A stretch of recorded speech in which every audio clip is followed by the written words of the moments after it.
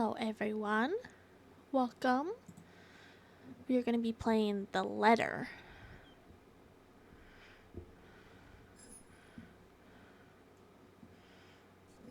Okay, there we go. Content warning. This game shows scenes that some may find disturbing and triggering. I didn't get to read it. I hope you guys paused and read it. That was pretty fast.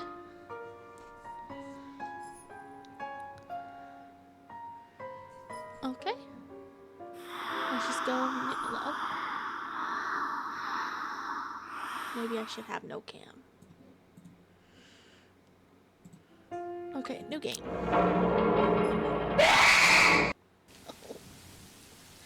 Oh no. Oh yeah. Did I mention this is a spooky, scary game? It's a scary game.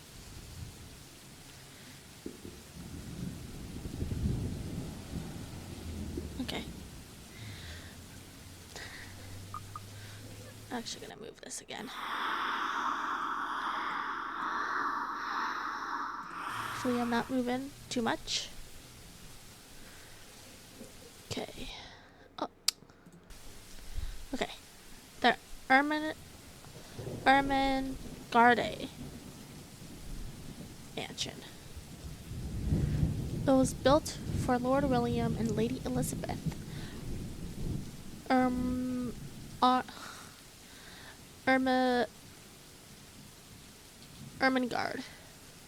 of Luxbourne. Humble ambassadors of peace and beloved by their people. Both were well known for their compassion and generosity, never failing to extend a helping hand to anyone in need. Under their influence and wealth, what was once a small, sleepy village grew to a prosperous and bustling town. However, this season of joy eventually ended when the good nobles perished at the hands of a great plague. Their riches and legacy were henceforth passed on to their only child, Lady Charlotte Ermengarde.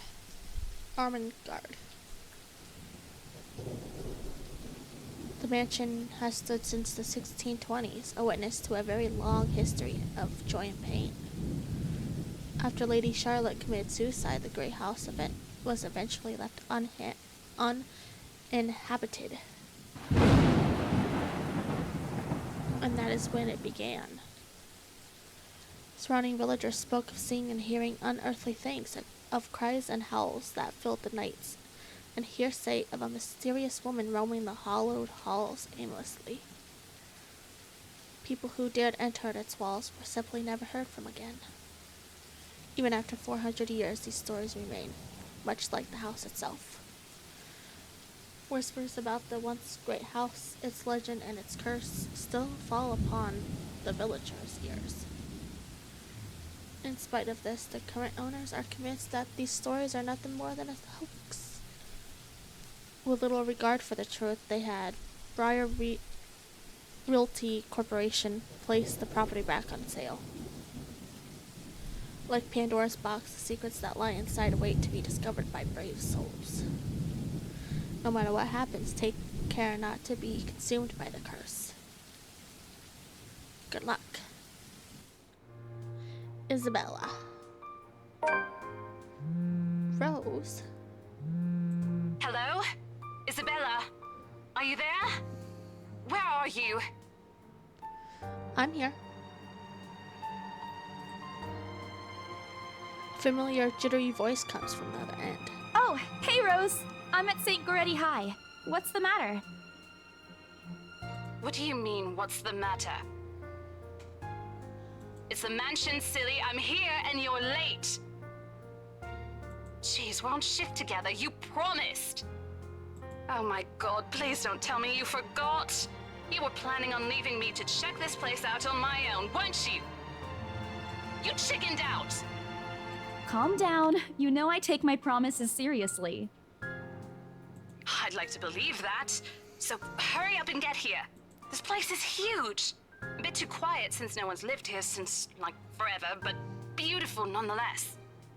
Why are you so surprised? This isn't the first time you've been there. I know. I just wish I could live in a place like this. It really takes my breath away. Yeah, well, I wouldn't be so sure about that. Not after the rumors that say it's haunted. Jeez, never mind those rumors. Ghosts aren't real after all. And even if they are, which they are not, they can't do anything. They're nothing but spirits. You don't know that! They might be listening or watching right now, and they might not be happy with you enough to curse you. No offense, sweetie, but that's a bit of a stretch. Believe it or not, it's better to be careful. Right. You know, not every property we sell will end up with a dead body stuffed in a sofa. And I think that mansion is where we'll likely find another one. I can feel it. That was one time, Isabella. Loosen up. Wait, just get here ASAP, please. I'm getting bored being here on my own. Fine, fine. Let me just finish up here. I'll be right there soon. Okay, see you. Bye.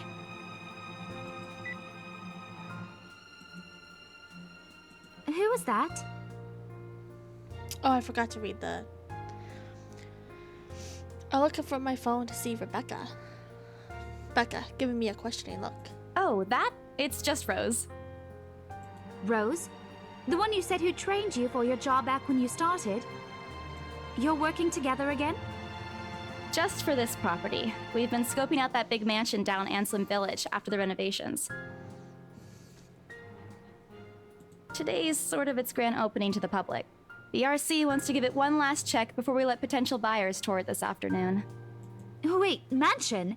That big spooky one you've been telling everyone about? Didn't you keep saying how it just gave you the creeps? You actually went there? And you're going back? Career day? Sports day? Well, I did promise Rose I wouldn't ditch her. And besides, a job is a job. Gotta do what you gotta do to make a living. As soon as those words leave my mouth, Becca let out a soft What's chuckle. so funny? Nothing. It's just that I didn't expect you to say that. Coming from you, it sounds so out of character. This is just a demo. I don't know if I mentioned that. So it's only like first couple chapters. I might be safe. There's nothing scary going on. I mean, no offense, but you've been freaking out about the place being creepy ever since you got assigned to it. Cursed rumors and all. I honestly thought you'd back out. Not all the time. I could really use a huge amount of cash right now, and this is just the fastest way to get it. Plus, listen to this. Briar Realty wants it sold as soon as possible, and the agent who lands the deal is going to get a huge bonus. They never give bonuses like that. Getting that would make life so much easier. They're desperate, I'm desperate, it's perfect. A sympathetic look crosses her face. You know, if you're really in urgent need of money, you could have just asked me. Instead of risking someone buying that house and dying. Or Ashton. We can always let you borrow, and you can pay us back whenever.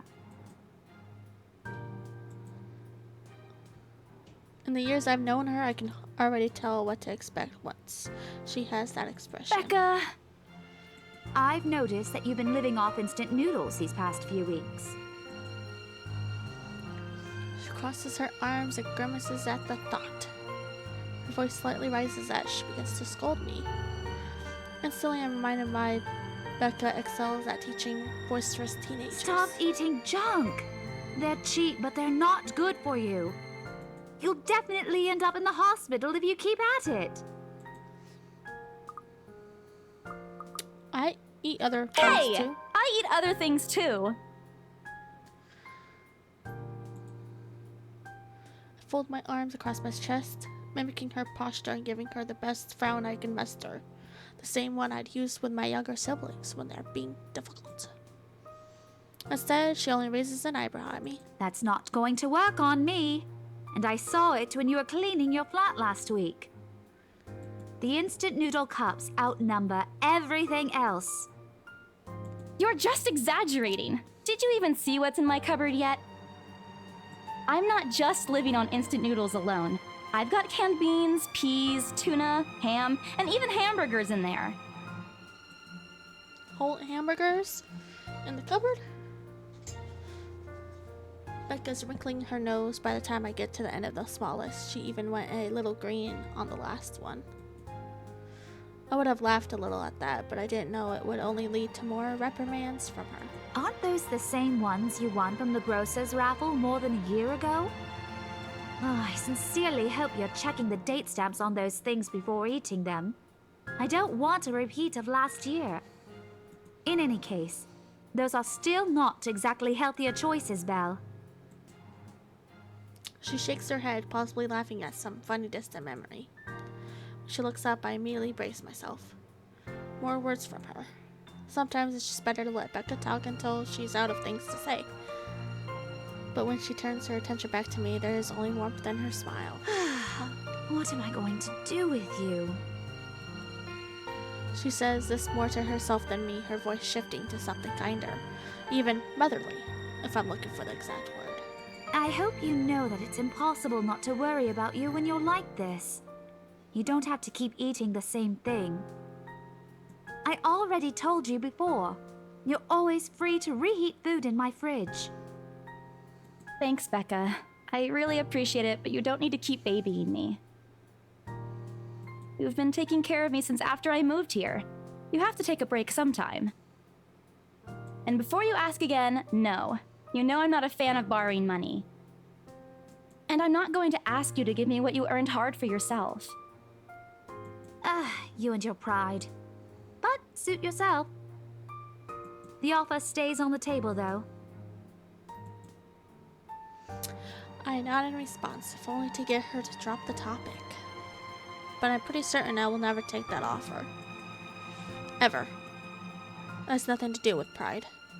I've simply seen plenty of times how friendships can take a turn for the worse, just because of a few unpaid debts.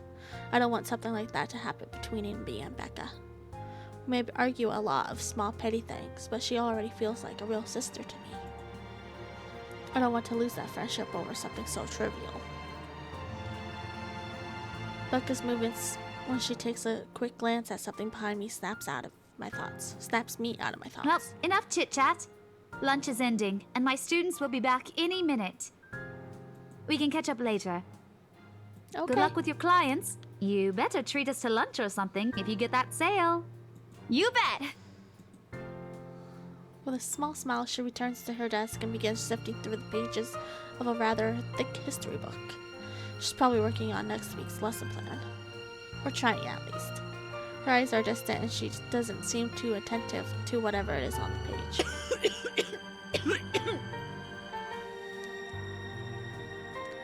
As if she's heard my thoughts, Becca starts coughing heavily.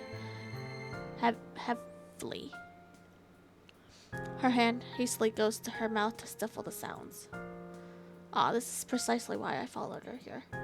For someone who makes a habit of outworrying other people, Becca sure forgets how to take care of herself. Hey, you sure you can manage on your own? I mean, you're still a bit feverish. Hush, dear.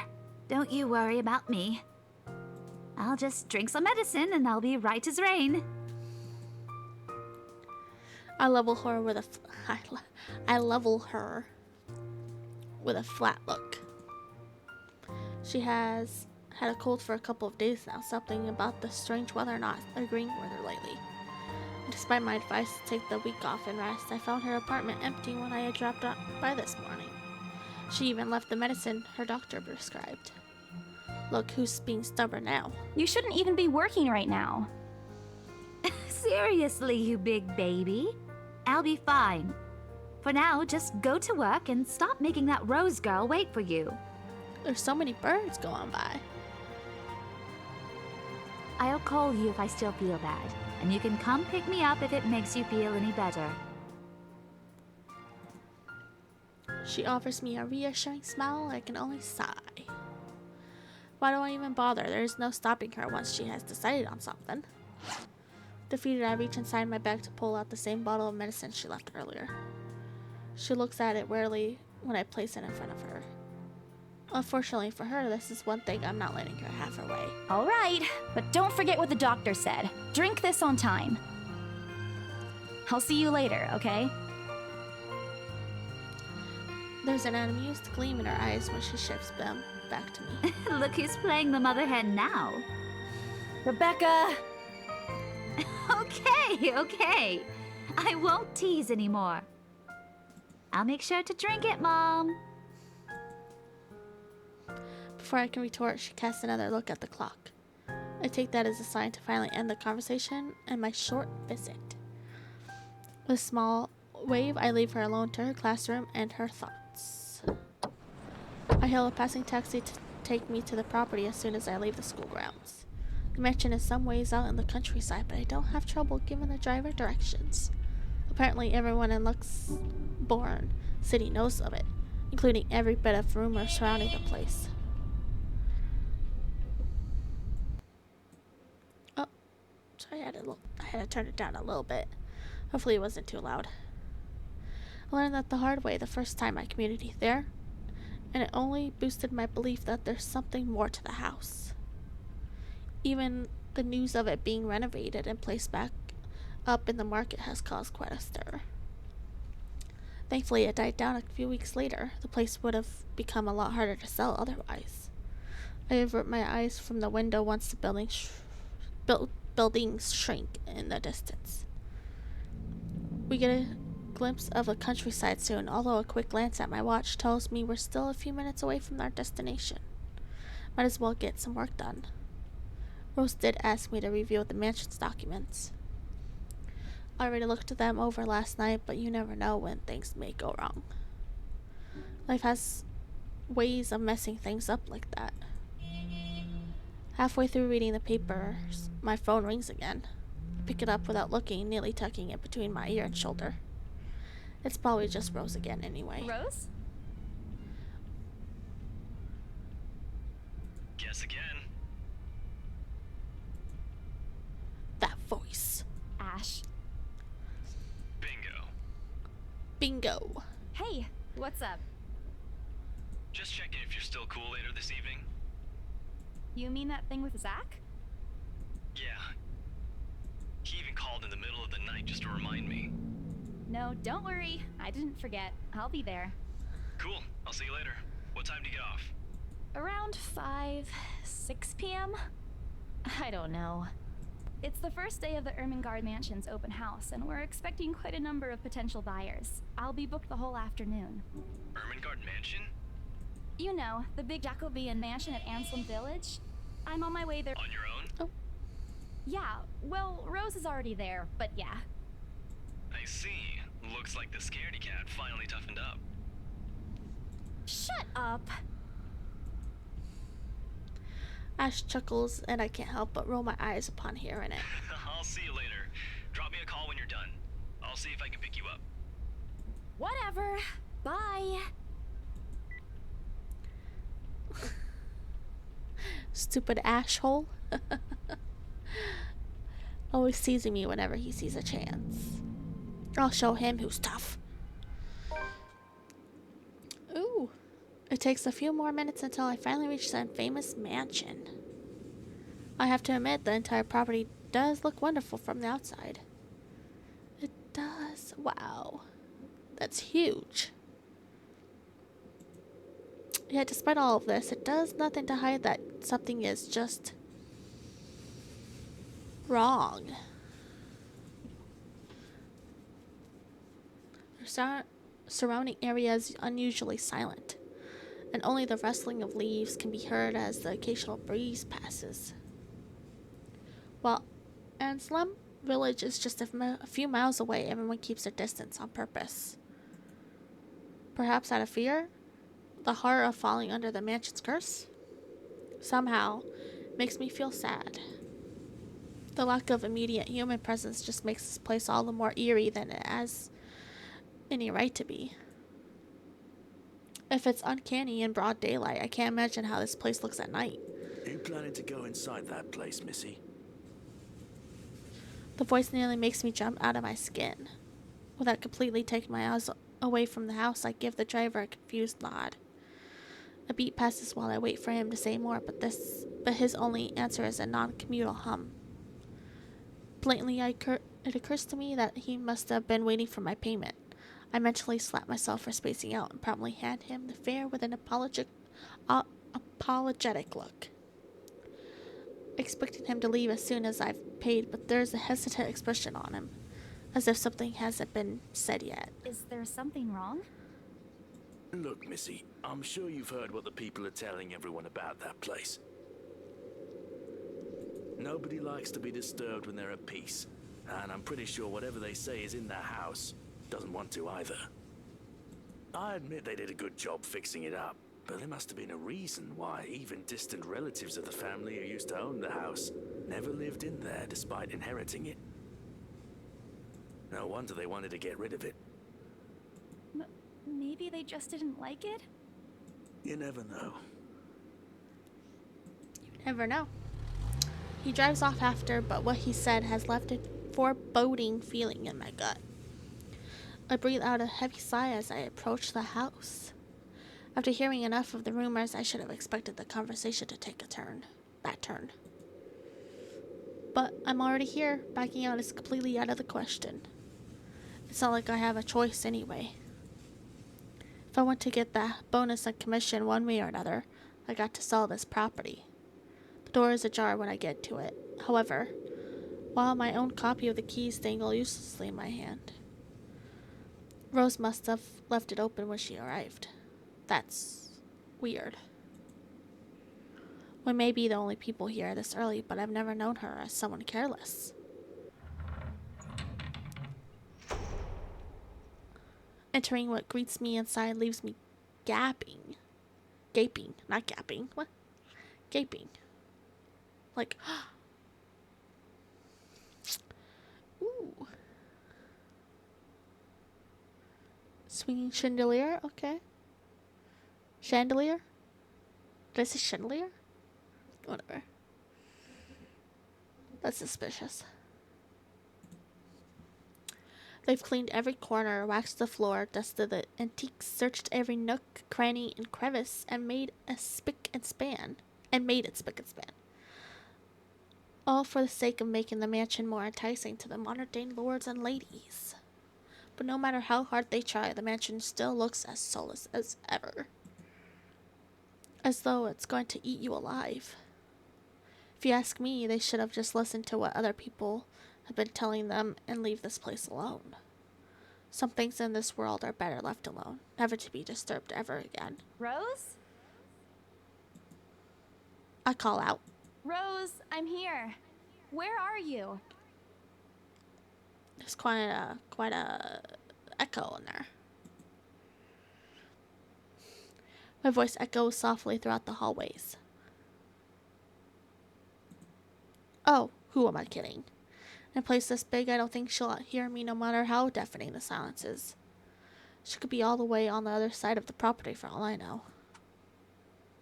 Quickly, I reach for my phone and dial her number. But the number you have dialed has not been recognized. Please check and try again. oh.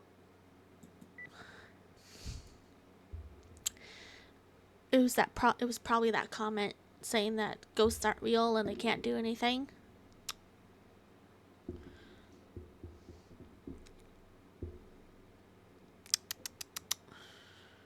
What do you mean has not been recognized? We were just talking a while ago. It's not like she was eaten up by the house. Right? Or maybe the ghost did hear us talking and spirited her away. Right? Right? No, Isabella, don't be ridiculous. She probably just wandered deeper into the house and lost signal or something. I dial her number again, hoping the call will connect this time. The number you have dialed has not been recognized. Please check and try again. But to no avail. Oh boy. I have a very bad feeling about this. Rose? If you can hear me, please come out. Come on, Rose! This isn't funny! You know this place gives me the creeps. No answer. This isn't going to work. The place is big. She could be anywhere. I need to start looking for her. I take a deep breath before venturing deeper into the mansion.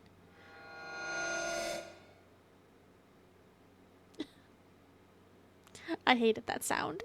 Taking a couple of steps forward, I noticed something move above the grand staircase. What the hell? Rose? Rose, is that you? I didn't see anything.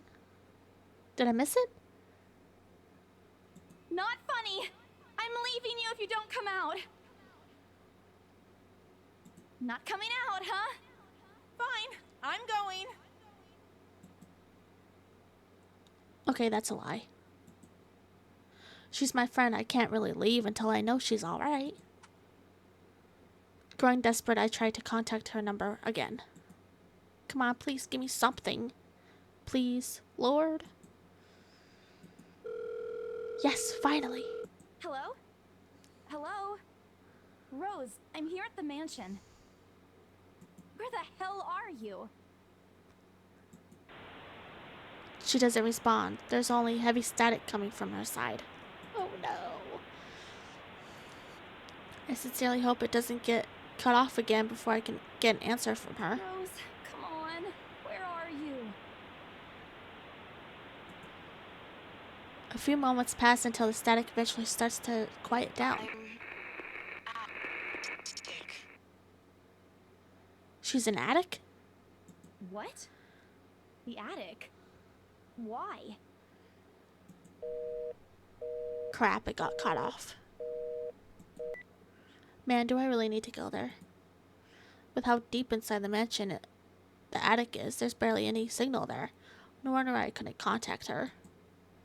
But why is she there? Out of all the places, she just had to make me go fetch her in the creepiest room of this place. Why is the attic the creepiest place? Maybe because there's less light?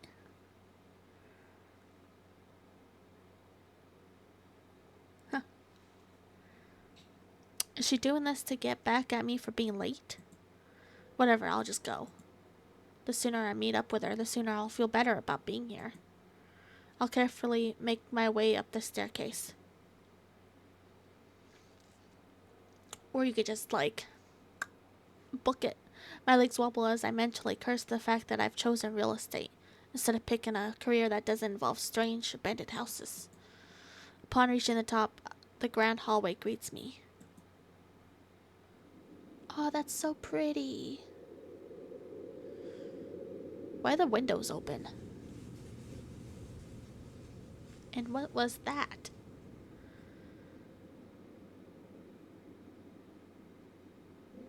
More swinging chandeliers. There's so much light. You got the windows. It feels... I mean, it sounds like ruffling leaves or something. Okay. It branches out to the two major wings of the mansion, the east and west wing. Okay. There are two attics here, one on each side. There's two. They're not like just connected, they're just like separate. Okay. But the east one has been converted to a storage room of sorts, and somehow I find it least likely for Rose to wander there by herself.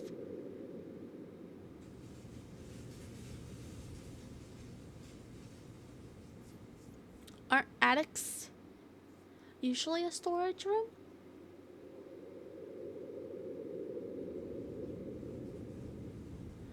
Huh. Okay. Besides, she never did like going into stuffy storage rooms.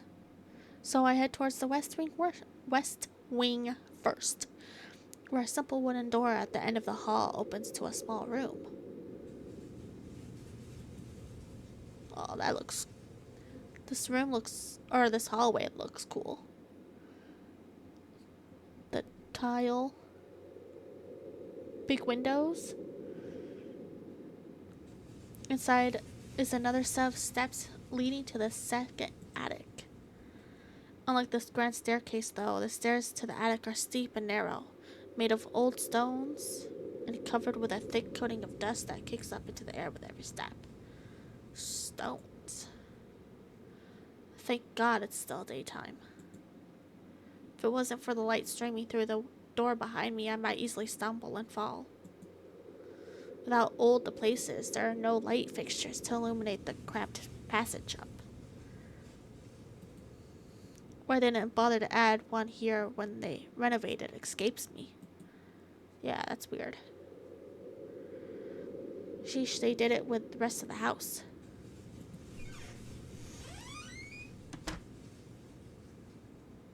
Excuse you? What? Small bedroom welcomes me at the end. Oh. There's... Oh, I don't like that sound. That...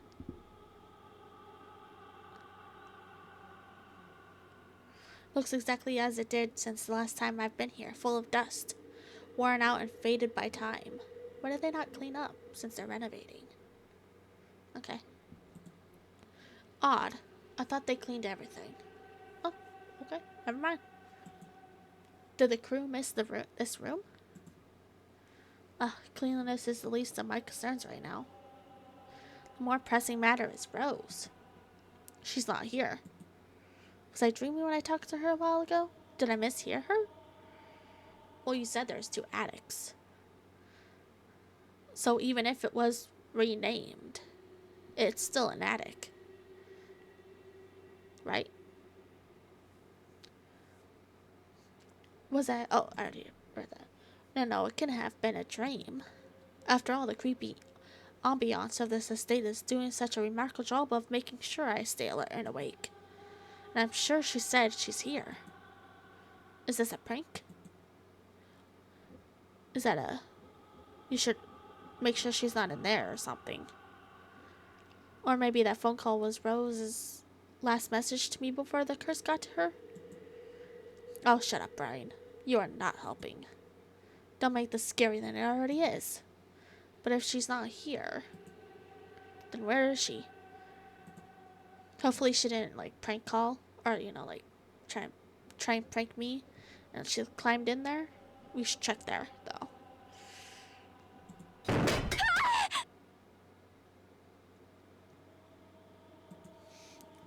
What the hell was that? That's it. I can't do this anymore. I'm leaving.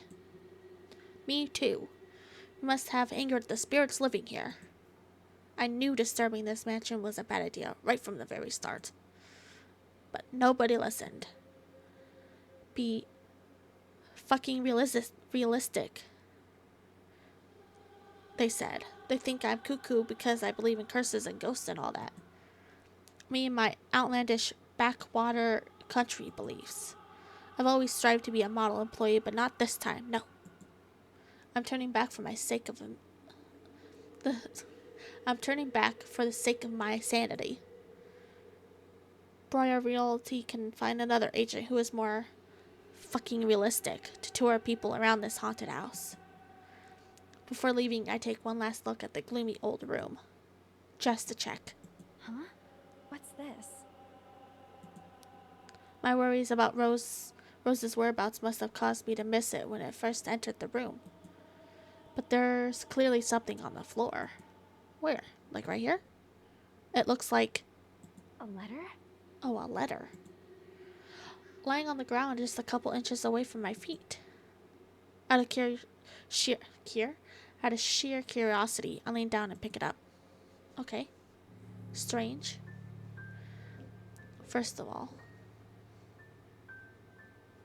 beautiful animation. Second of all, this scares me.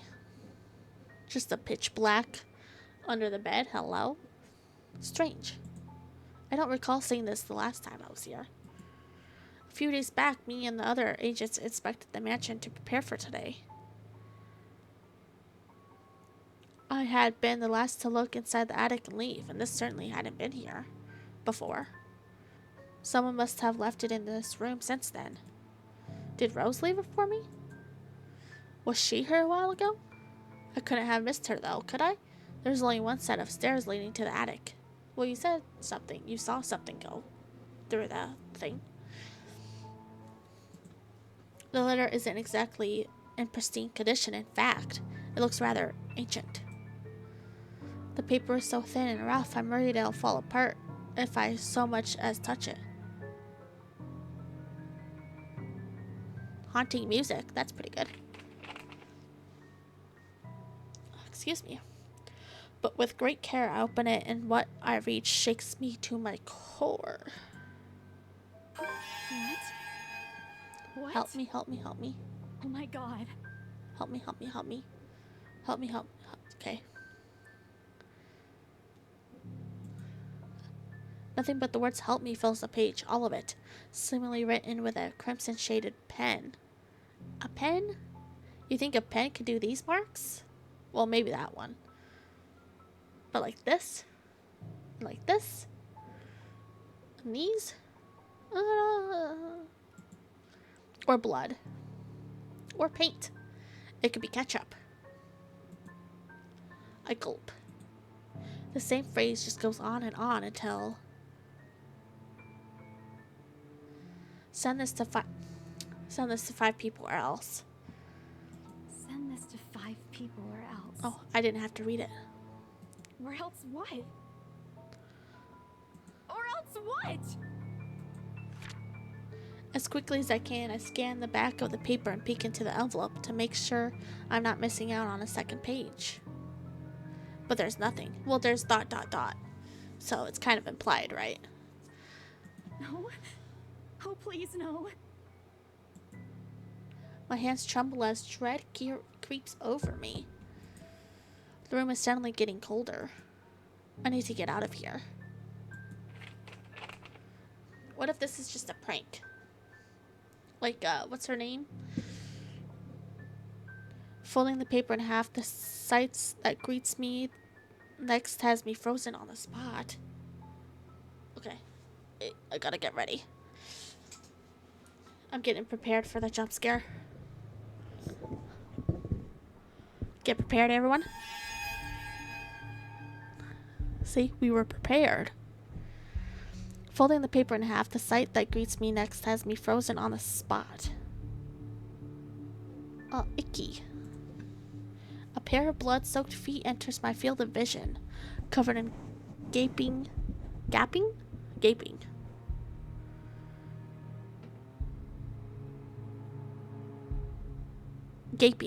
right? Wounds. With skin eaten away to reveal flesh, bone, and all manner of things one isn't meant to see. It's too much. All of it is too much. I want to cry, call for help, but the words catch in my throat, even my feet won't move. Completely paralyzed out of terror. Oh. Lord, please help me.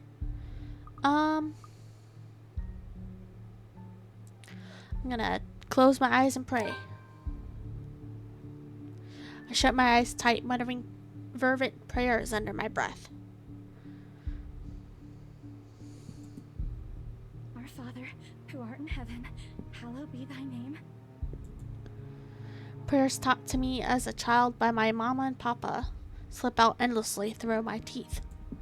Because God, oh God, if you have to listen to any of my prayers, please listen to this one. It's very dark. Sorry about that. Half my light is deciding to not come on. And if God doesn't listen, at least I won't see the thing that kills me. A cold comfort. I wait. And I wait some more. But when nothing happens, I dare to take a peek. Oh, only to find that the ghost, the thing, whatever it is, gone. Relief washes over me as I shakily get up to my feet and back away towards the door. Wrenching it open, I slip out with a second thought and make a run for it, down the stairs and onto the hallway. I take a look back to make sure it isn't behind me. Oh, that's your first mistake. You just gotta book it. Don't look back, because if you look back and it's coming towards you, I'm pretty sure you're gonna move slowly, or move more slow. So you just gotta, no looking back, just book it out. Any other person might have stopped, dismissed it as a trick of the light and overactive imagination. Is this cupboard going this way? Like facing towards the windows? But then they got this one. They're not just both facing up. They're not both facing this way? But I am not taking any chances. I'm not giving that thing another chance to catch me off guard.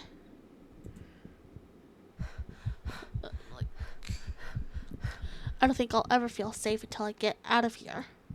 Whatever that is. Every warning bell in my mind is telling me that it's going to jump out at any moment and get me while I'm still in this place. I told them! I freaking told them! Oh man, oh man, oh man! Racing down the stairs, a breathless laugh escapes me, and my shoe slips and I find myself falling. Oh no! Until my back hits the ground and pain racks my body. No.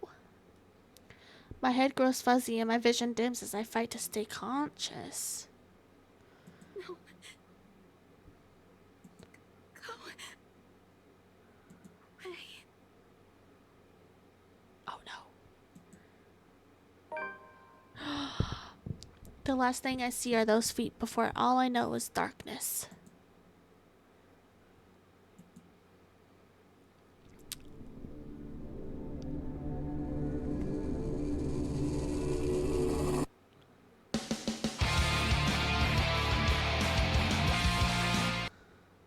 Oh, sorry.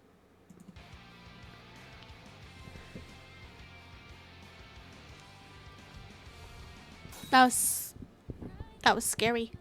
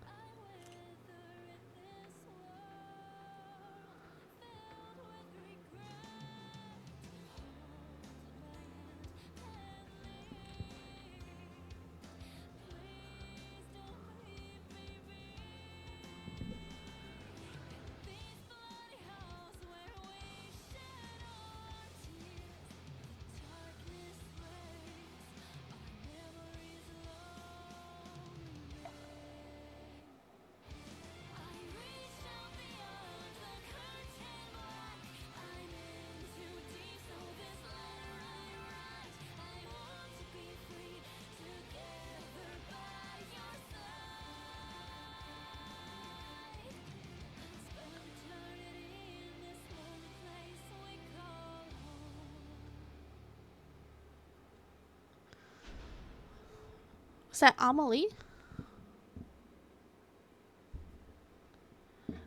Sounded familiar. A buzz breaks the silence. Oh. I thought the demo was done. It's not. I start to rouse, pulled into consciousness against my own will. I've never felt this tired before. I just want to sleep, but the instant buzzing, poking, and prodding isn't letting me. My old mattress may not be the comfiest of places, but that doesn't make me any more eager to wake up. 5 more minutes, Becca. I swat away at what is nudging persistently at my side. Come on. Can't I just get a few extra minutes of sleep today? I promise I'll work hard once I'm up. A hand lightly taps my cheek and something cold is suddenly being pressed at the back of my head. The icy sensation slowly spreads throughout the area, giving me an uncomfortable feeling. Just a second. I'm gonna look this up.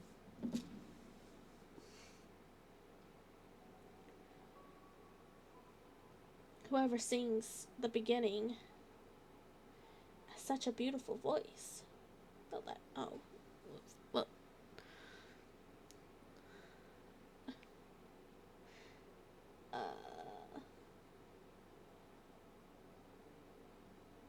Oh, here we go.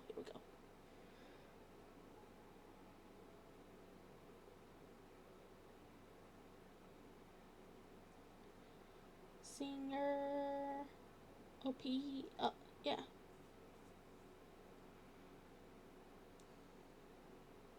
Yeah.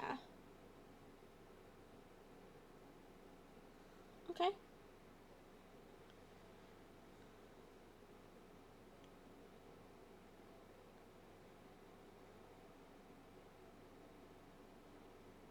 Okay.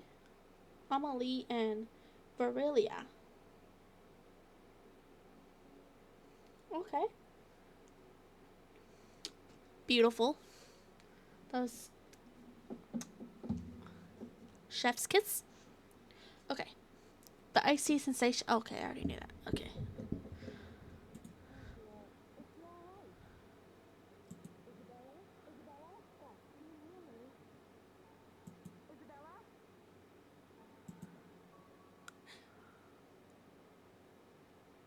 October 21st, Friday. The fog immediately lifts from my mind the moment I recognize the voice and my eyes snap open.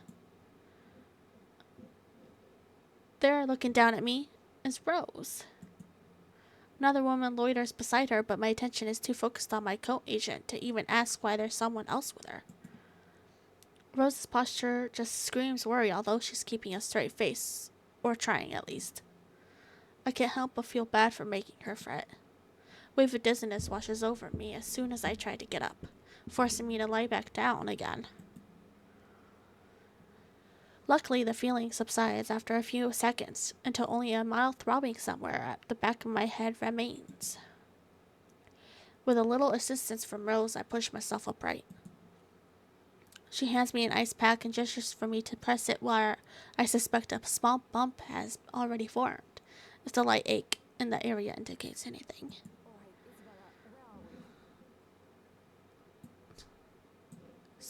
Some places are just very quiet and some places are very loud. Okay. The Ermengarde mansion. Why? Ow, my head. And the date today? October 21st? Rose. Last one. Can you count to 15 in reverse order?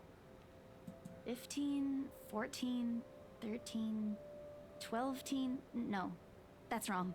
12. Why are we doing this? She's just checking if your injury is in any way serious. This time I curiously regard the woman standing beside Rose. It's impossible to overlook her, with the way she towers over us. And here I thought Rose is already tall. Who is she anyway? One of the remaining cleaning crews? But with how primely dressed she is, I don't think anyone would want to clean in a suit. An expensive suit at that. The gloves alone must already cost a fortune. Her eyes slowly shift between me and Rose, considering us with an utmost unreadable expression, before finally fixing a sharp gaze on me. I can't help but fold my arms protectively over myself as she does so. She may be far from cleaning crew, but she certainly looks like our supervisor during evaluation. Just do it, please. I eye them both warily, but recite everything as she asked. Rose releases a breath of relief once I'm done. You scared me for a moment there. I was about to call for an ambulance. Weren't Are you in all the right? attic? Exasperation soon replaces the dull ache. The memory's a little fuzzy, but the attic? There was someone, Rose. In the attic. Someone? You mean a client? Oh, that's unlikely. It's probably just one of the cleaning crews. You should see if you have the letter. I mean, if we have the letter still. was sent a few of them back this morning for some last minute. No, not any of those. They're, I'm not actually sure. Wait, didn't I call you? You said you were in the attic when you answered. That's why I went there in the first place. Both Rose and the lady look at me like I've just grown another head. Did I say something weird? Rose quickly casts an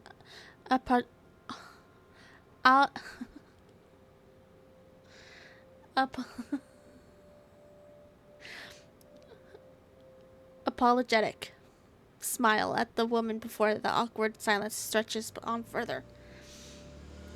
I know how to pronounce them, but I look at them and I'm like, how do you pronounce that again? It's her saleswoman smile, the same one she taught me back when I was still her trainee. I should show this to troublesome clients or just to avoid trouble in general, she advised. It's also the same one she gives me when I've done something particularly absurd that may cause us to lose in a potential sale. Her eyes are serious when she turns back to me. Oh, is she like a client?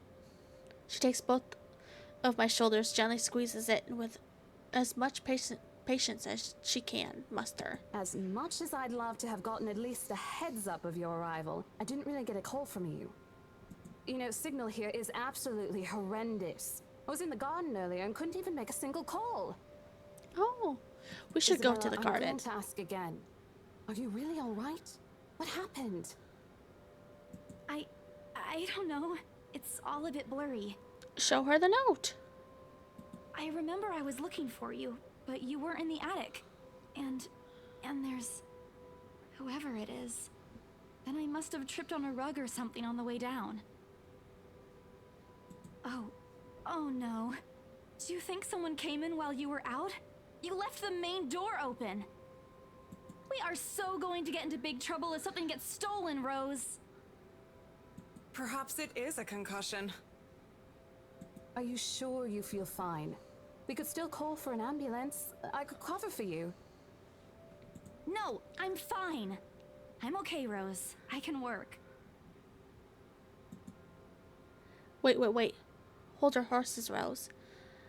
I can't just miss an important sale because of a minor bump in the head. An extremely minor bump. I've had worse when I was a kid. This is nothing. Besides, if I leave, you'll have to shoulder everything in the open house, alone. And in a mansion this big? Why don't you show her the letter? Or maybe you forgot the letter? About the letter? Well, there's also a part where I may lose that bonus BRC promised, and that's completely beside the point. Rose gives me a skeptical look when I return the cold compress to her and push myself off the floor.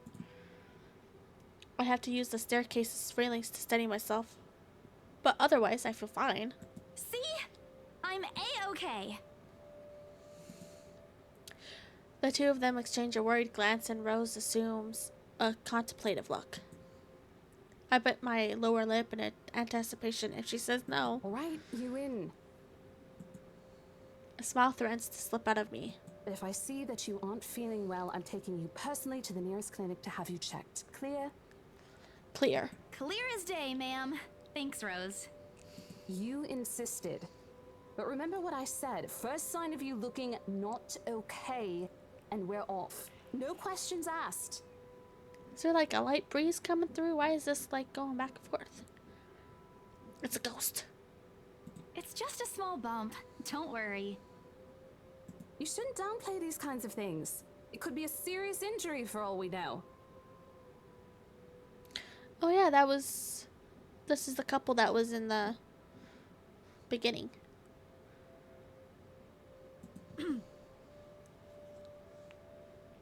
Suddenly, a small cough sounds against the walls of the foyer, interrupting our banter. The woman is looking expectantly at the two of us, her stare making me shrink back a little on myself. She isn't really intimidating. Well, she is. But not in a scary, negative way. Far from it, actually. Her demeanor simply commands on an air of sophistication and respect. In a different world, a younger me would have probably wished to be like her. At her lack of response, she coughs again, lifting a well-trimmed eyebrow at me in question. Words get caught in my throat at the sight of it, and Rose, as usual, is swift to catch my blunders. My sincerest apologies, Mrs. Miss McCulloch. Marianne McCulloch. Marianne McCulloch. Okay. Trolley Rose Designs. Oh, interior designer. Okay. The words interior designer catch my eyes before my partner flips it over. Oh, probably someone interested in the mansion for its 17th century influence then. I won't hold it against her, though. Despite the hearsays and remaining uninhabited for years, the mansion's original fitting and furniture have been kept completely intact and restored to pristine condition. I suppose some people find that trip to the past feeling appealing. After all, with what it offers, this place could also be a haven for people looking to live somewhere with a classic historical charm. Miss McCullough, I'm Rose Cooper, and this is my partner, Isabella Santos. We're just ironing out a few things, but we'll be starting the tour soon enough. In the meantime, we've prepared some refreshments for you in the parlor while you're waiting. If you could please. Thanks. There's no need for it, though. I just dropped by for a quick survey of the place. I thought I should check the estate before I meet with the homeowners. Homeowners? Did someone already buy it? Rose's confusion is impossible to miss when she glances at me, and I return it with an equally perplexed look. And, against my better judgment, I'll blurt out the first question that comes to mind. I'm sorry. Homeowners? Yeah. I should have kept my mouth shut. A flash of irritation crosses her face, but it instantly disappears under a mask of professional detachment. Yes. Hannah Wright? I was hired by her to handle the interior design for their newly bought home. Hannah Wright. Okay. This is the Ermengarde mansion, right? It is, but... She pauses, possibly trying to find the right words to fix the awkward situation without offending someone. Suddenly Rose nudges me with her elbow. Oh. We'll check with our supervisor. Those few moments have given me enough time to clear my head and any nervousness or confusion clouding it. It is, ma'am, but we weren't aware the mansion has already been sold. What do you mean? Almost flinch when she turns her gaze on me, but I stand my ground. Besides, it isn't like I haven't dealt with awkward situations like this before. I may screw up at times, but that doesn't mean I haven't learned a thing or two in the 5 years I've worked in this business. The mansion is indeed for sale, ma'am. Today's the open house, in fact. However, we haven't heard anything from the higher-ups that a deal has already been closed for this particular property. If you'd like, my co-agent and me can check with them right now. She nods, seemingly in deep thought after I finished. She appears to be a reasonable person anyway, given the proper explanation she surely understand. I thought something looked odd when I arrived here. Excuse me, I think I need to make a call to my secretary. Thank you for your assistance, Miss Santos. With a slight wave of her hand, she leaves us. That seems to be the end of it. Both Rose and I breathe a sigh of relief. Disaster averted. I also don't miss the thumbs up she gives me for doing a good job, but I can't help but swell with pride. Still, I've already prepared myself to dial the number of our Luxborn office and check, even if she didn't ask for it. I'll be very frustrated if, for some reason, something has already been decided without my or Rose's knowledge. That's a whole new level of unfair. We've been working hard on this. Moments later, Miss McAuliffe? How does she pronounce it? Returns looking a little frustrated, but with an apology clear in her face. I feel a little sorry for her having to go through all this trouble. There seems to have been a little misunderstanding with my client. If you'll allow it, I'd like to stay and wait for them here. I was informed they'll be dropping by for the open house today. I figured it'd be a waste to just leave after that long drive. I might as well meet him here. Certainly. You could stay at the parlor in the meantime, ma'am. I'm sure it won't be long before our guests arrive. And, Isabella, I left a few documents in my car. You know where I keep those. Can you please get it for me? Oh no, they're both gonna disappear. Rose takes a glance at her wristwatch before tossing me a set of keys. And hurry! We've still got a few minutes to double check those papers. Okay, got it. The two of them disappear behind the parlor's doors. Their departure brings it with a stillness to keep me company, with neither welcoming nor comforting. Alone like this, it's possible not to think of what really happened.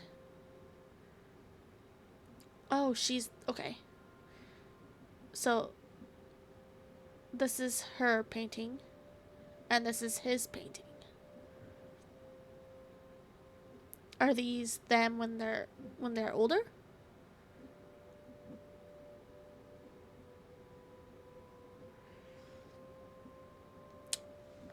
I wish the memory isn't as elusive as it normally is. Then again, Rose already said that she didn't receive any call from me. Was it just paranoia?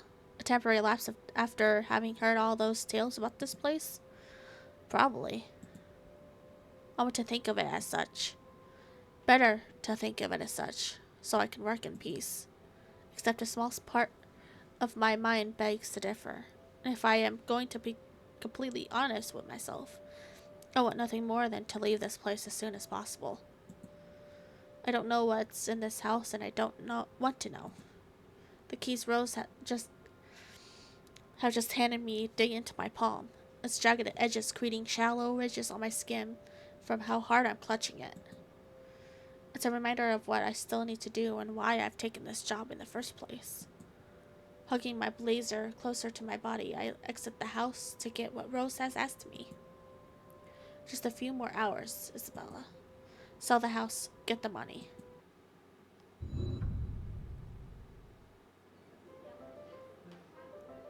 What? What? What the heck? A flock of people have already gathered in the mansion's front yard by the time we officially open the doors. Oh, with this cheery music, it doesn't seem so bad. I'm not sure whether I should feel baffled or underdressed, standing in their presence. Men and women of wealth and status, all dressed to the nines in fancy suits and lovely dresses of varying colors, compose the medium-sized crowd.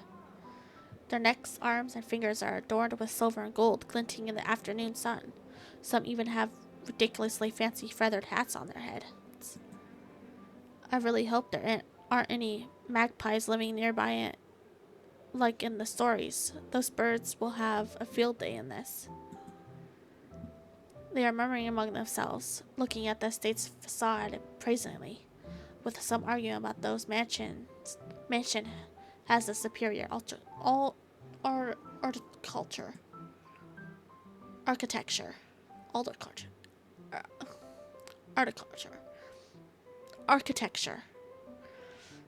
But most of it stops at Rose calls for their attention. They don't look too pleased at being ordered around, but what can they do about it? Ladies and gentlemen, I'm Rose Cooper, and this is my partner, Isabella Santos. That's me. We'll be taking a tour of the mansion in 2 groups. Please make sure you filled up our sign-in forms before joining a specific group. Those who want to look around the first floor, please follow my partner.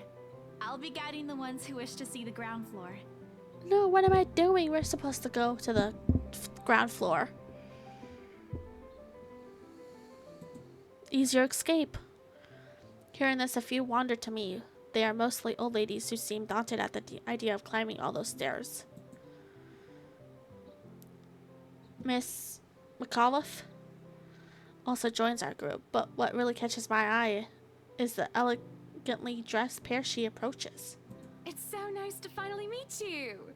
When Chief Inspector Lee mentioned that a famous interior designer is in town, I knew I had to get you. Your confidence in my skills is very flattering, ma'am. I'm sure you won't disappoint, Marianne. Oh, you know each other? Not at all, ma'am. You mentioned something about a Marianne on our way here, darling? Oh, yes, I think I did. That's suspicious. Ah, they must be the clients she was talking about. I might have seen their faces somewhere before. Some magazine or the television? I can't quite remember. But then again, most of our guests have likely ended up on the news one way or another. I won't be surprised if these two have already.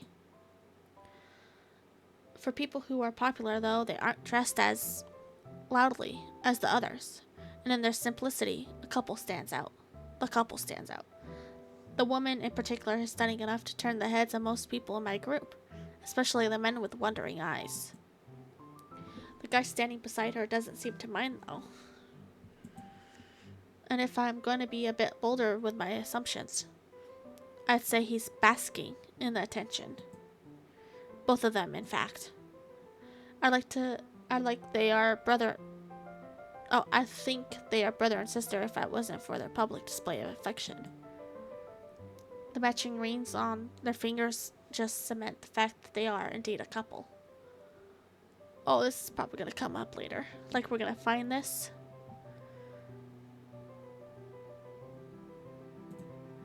Whatever. Couple or not, what's important if we get this deal closed before the current owners can even think of canceling this listing. I just hope one day one of the people in Maya Rose's group was brave and generous enough to buy this mansion. And so, with the papers in hand, I lead the way. October 21st. The afternoon. Relationship. Wait just a second. Isabella, Hannah, Zachary, Marianne, Rebecca, Ashton, and Luke. Okay, we've talked to Ashton and Becca. Well, Marianne is the the interior designer, right? When the art must spring among themselves are going ooh and ah over one thing or another, they ask questions. From how the restoration process went to the history of the place, I answer them all. More than happy to talk about the art pieces and architecture mostly. However, I'm careful not to mention anything about the urban legend. Not a good material for sales talk, even if the entire population of Luxborn knows about it. Some of the furnishings here are actually the 17th century originals, all of which have undergone a painstaking restoration process just to return its original beauty. I feel like some people would buy it if they knew the history. Because they can be like, oh, we can make this into like a hotel or something. Stay at the haunted hotel. It'd be a hit. Even the glass thing. Colorful ones. Oh, I don't know, but you get the idea, I hope. Stained glass? Especially that one, ma'am. It is said to be a gift commissioned by the fiancé of Lady Charlotte Ermengarde. The mansion's current owners have specifically requested that the restoration crew take great care in handling it. Looks great. It's a priceless work of art and the most distinctive feature of the mansion. By the time I stop talking, her attention is already elsewhere. Isn't this place wonderful, darling? I told you it's not a total waste of your time. I don't know. Isn't it a bit too small? We might have to break a wall down to have more room. Too small. Even if you break a wall down, it's just going to be the same size. Well, I think it is just right. Don't Unless you if- think so, Marianne?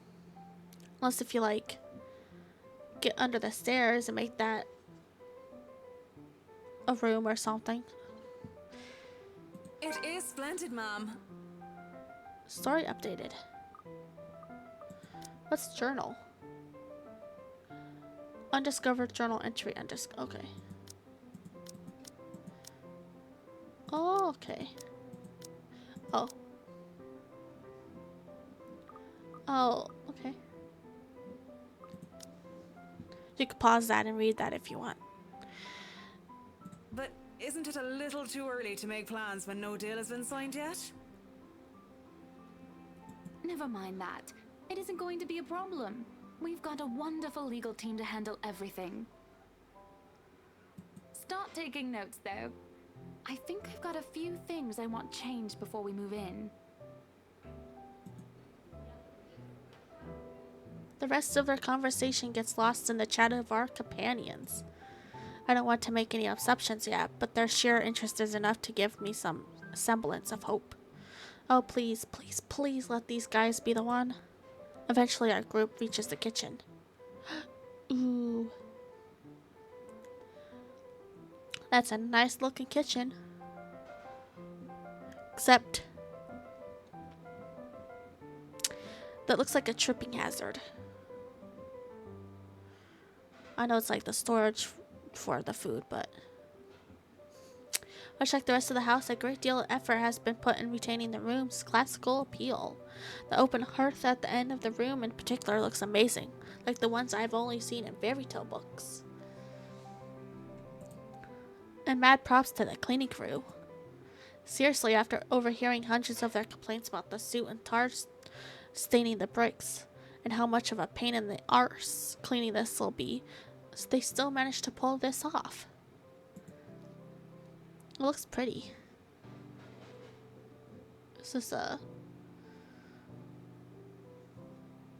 or make it look presentable at least. The highlight of the room, however, is what's underneath this hatch here. Oh, don't say anything yet. An underground wine cellar. Oh, that could be it. This is the first time the guy in gray speaks up. Mr. Luke Wright? My memory supplies from the forms they signed earlier? His sudden attentiveness catches me off guard since the start of the tour. Only his wife has shown any form of genuine interest in the place. But this time, something lights up in his eyes at the mention of the Undercroft. Yeah, I didn't think about the wine cellar. I guess that could be it. What's so interesting about a basement? I really don't understand rich people sometimes. Right now, he just gives me the impression of a child who has seen what he absolutely wants for Christmas. Well, wine can be expensive. That's like classy to have some wine. And have a wine cellar full of like a very expensive wine. That's very rich.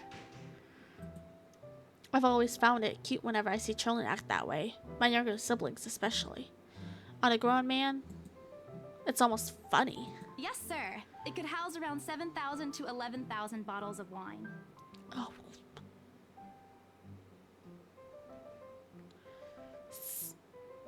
7,000 to 11,000 bottles of wine. Who would need that much wine? Truly.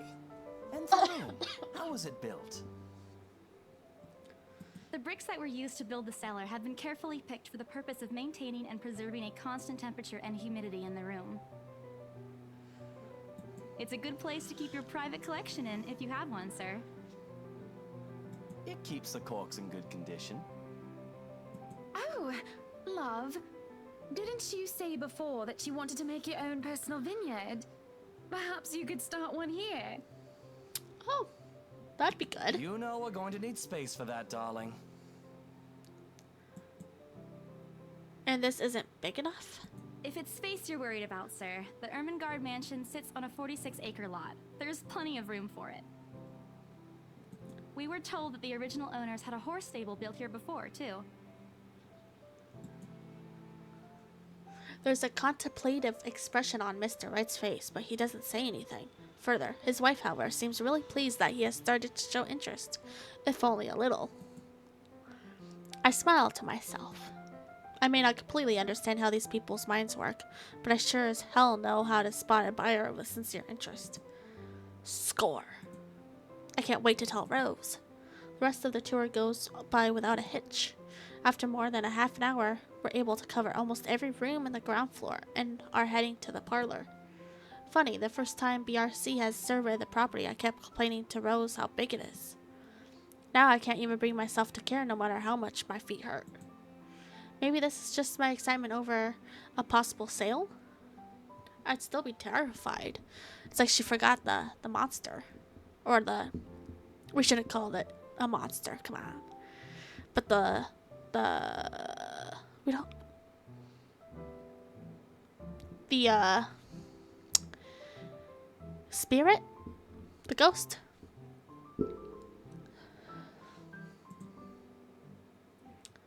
When we reach the parlor, however, the odd feeling washes over me.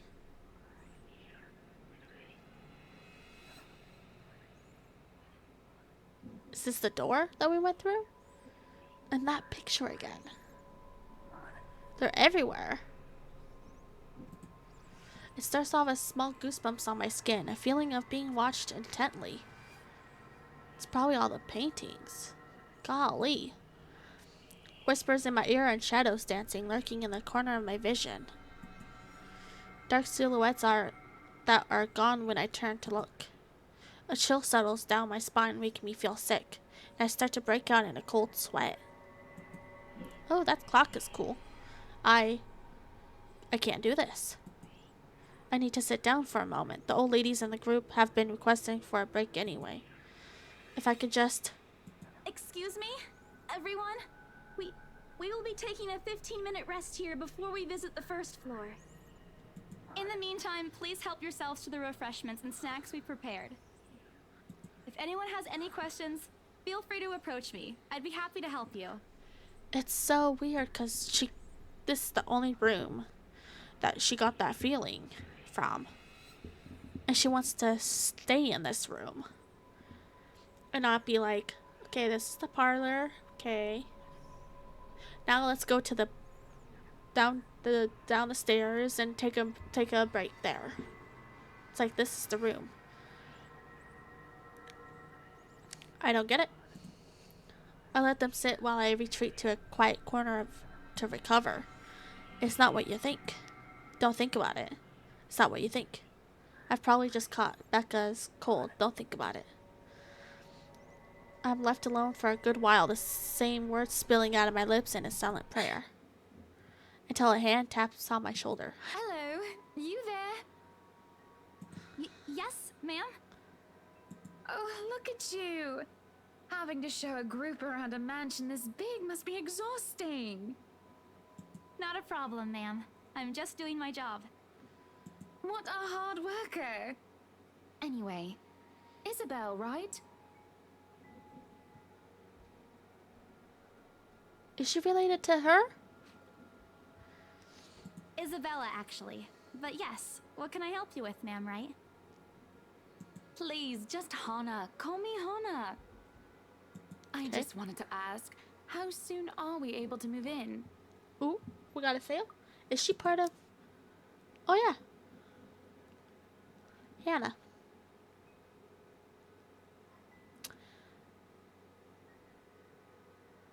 Is Luke her husband? Fiance? My brain completely stops, the sick feeling plaguing me is suddenly gone, replaced by utter bewilderment. Is this a joke? She looks at me expectantly as I struggle to come up with an answer. Wait, ma'am, you see... But we haven't even negotiated a price yet, ma'am. We haven't even finished touring the rest of the mansion. A sale would be great and all, but... She stops me from speaking any further and puts a hand on my shoulder. For a moment, with her tight smile, she looks as if she has tasted a particular sour lemon. Oh, please, sweetie, don't insult me. Money is not a problem. And, just between you and me, this place is better off with us than with some old lady who will probably just fill it up with cats. Me, if I bought the place. In my wildest dreams. Fill it with cats.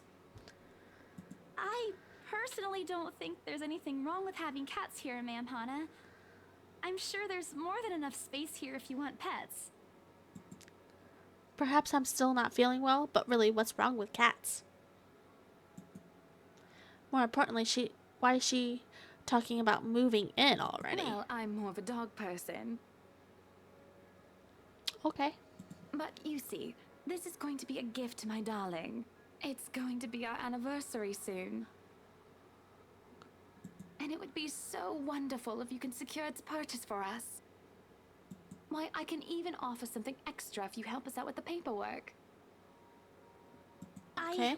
We actually have a process for this, ma'am.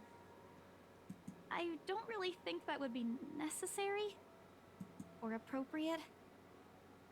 And just what are you two lovely ladies talking about here? Leaving me and our lovely interior designer to talk here by ourselves. What would the people think, darling? Oh, it's just small talk, love. I was asking if she could help me with the paperwork. Where is his hand? I'm still suspicious about him. I try not to wince when her nails dig into my shoulder. I can't help but send an imploring look at Miss McAuliffe, who only gives me an apologetic smile and a shrug. Yeah, I can give you a fact sheet and a form to fill out. She wastes no time in taking the papers from my hand and shuffles through the bunch. Oh man, Rose is going to be so angry at me for letting her do that. Wonderful. And Marianne, I'd really love to talk to you about those changes. You took some notes earlier, yes? I did, Mom. Okay, but there's I his really hand. hope that this time... Excellent. Hopefully you can help us out too, Isabel. I'll think about it. Isabella. Right, Isabella. right. It's a lovely name, Isabel. Isabella. It's Isabella. Yes, that's great. We'll be more than happy to put in a good word to your superiors too, and... What's this?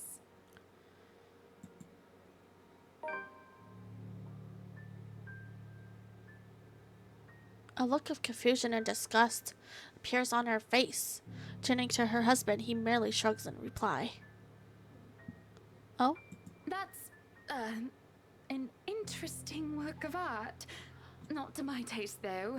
I'm sorry. Is it our letter that we got? Darling, Buttercup, art is a complete overstatement for this garbage. It looks like a cheap prop from a D-list horror film. Shush, love. Let the girl do what she pleases with, what do they call this? Oh, forget about it. At the very least, it's not as dreadful as the one art exhibit I was forced to attend last month. You should have seen it, Marianne. Even you would have been appalled. Oh, they think she did it? See, that's so... If she tells them that she found it in the attic, then they probably will not buy the house. They'll be like, oh, okay, no thank you. Well, we changed our mind. We don't want to buy the house anymore. But I'm sure you'll know what to do with our walls once we get started. I highly doubt it is as bad as you say, Ma'am. Nevertheless, you can be assured that my team will only pick whatever suits your tastes. Nothing of this chain letter sort, of course. It has to always work with a palette. It said, what did it say? Was it give this letter to 5 other people or show this letter to 3 other people? I mean 5 other people. Well, there's 3 right there. We only have to show it to 2 other people. I'm quite sure chain letters these days don't come in this form. It's my turn to be puzzled. What do they mean? Rose and I double-checked everything. Are the papers I handed not enough? I want to ask what I did wrong. I don't want to mess this up. But with the way Ma'am Hannah is leading the conversation, I'm afraid that's exactly what will happen if I do interrupt her. Did I just forget the letter existed? Like I bumped my head and I just completely forgot. That's good to hear. See, darling, Isn't she an absolute delight to work with? I can't wait to see how this place will look when she's done with it. Okay. Why is her thing menace looking? Look at that smile. Oh, you don't have to tell me that, Buttercup. His smile also looks menacing. A smile is back on her face when she turns to me and hands me a strange piece of paper. Is it? I would still put it away if I were you, though. Otherwise, people might get the wrong impression. Anyway, as I was saying... I don't hear the rest of what she says after that. Are you gonna look at the piece of paper? I can only stare down at the paper, at the letter, in my hands. The sides crinkle in my grip and my breathing grows labored. Dread quickly fills my mind. Isabella? Isabella? Are you alright? You're looking pale. I didn't even notice when Rose's joined us in the parlor. I want nothing more than to say that no, I'm not alright. I want to leave this place, because I remember everything as clear as day. Oh, okay. So she did forget about the letter. Because that would make sense. Because she bumped her head and she... Okay. I get it. I get it. This letter and those blood-soaked limbs in the attic. It's real. The letter. I'm sorry. I didn't know. Careless. I've been so careless. How do I even tell them that without looking like I've gone mad? Oh my gosh. Should I even tell them? You know what? I'm gonna show the letter to Rose. Oh, should I save? I'm gonna save. Okay. Did it save? It saved. Oh, new. Did it like... Oh. Okay. I blurted out before I could think twice about what I'm gonna say. Rose, we need to get out of here. This place is cursed. Rose casts a nervous glance at the people in the room. Most are still engaged in a conversation with their peers, but those curious enough to turn their heads in our group's direction have been given their trademark salesman smile. A tight expression is on her face when she pulls me aside. Isabella, we've already had a conversation about this weeks ago. Those are just stories. And I'm telling you that it's not. I saw something in there. It's not human at all. I thought it was just nothing, but isn't this letter proof enough? She gently reaches out to pluck the paper off my hand. Without even taking a glance at it, she folds it back neatly. Look, I'm really getting worried about you. I know you want to see this open house through, but your condition is more important. Give me a few minutes to wrap things up here, and I'll drive you to the nearest hospital. No! You don't understand! There isn't a condition, Rose. No concussion at all. I'm fine. But this place isn't, and you're being stubborn about it. Before Rose could open her mouth for a retort, a hand lands on both our shoulders, pulling the two of us a distance closer. Now, ladies, what seems to be the problem here? Nothing, sir. I just had to clarify a few things with my colleague. Well, it certainly seems intense. A smile fits the two of you better, in my opinion.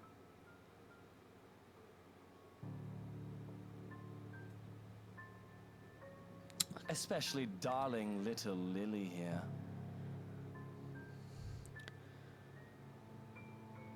What?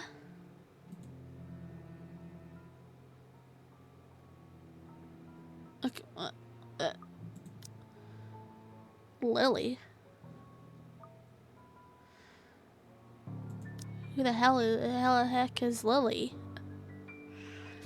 He gives my shoulder a gentle squeeze, while an inscrutable smile spreads across his face. It's Isabella, sir. Thank you. It's Isabella. Of course. But my point still stands. And with two beautiful ladies here, I'm sure. And I'm sure little Lily here would certainly appreciate it if you remove your pretty hands from her, darling. The pressure on my shoulder lifts as soon as those words leave his wife's lips, while the scowl on her face is like a splash of cold water on me. It is also impossible to miss the displeased frown on Miss McAuliffe's face. The realization that we might lose the sale because of my outburst instantly dawns on me. Rose will be beyond pissed. I think I need to step out for a while. I'll be back. Bowing my head, I utter a quick apology and gather my stuff to make a quick exit. It doesn't matter if this place is haunted or not. I've caused trouble and Rose can be quite unforgiving of behavior like this. I'm almost at the door when she catches up to me. Isabella, wait! The apprehension must have been quite obvious on my face because her expression instantly shifts to something gentler. Eyes softer, a fond smile spreading on her lips.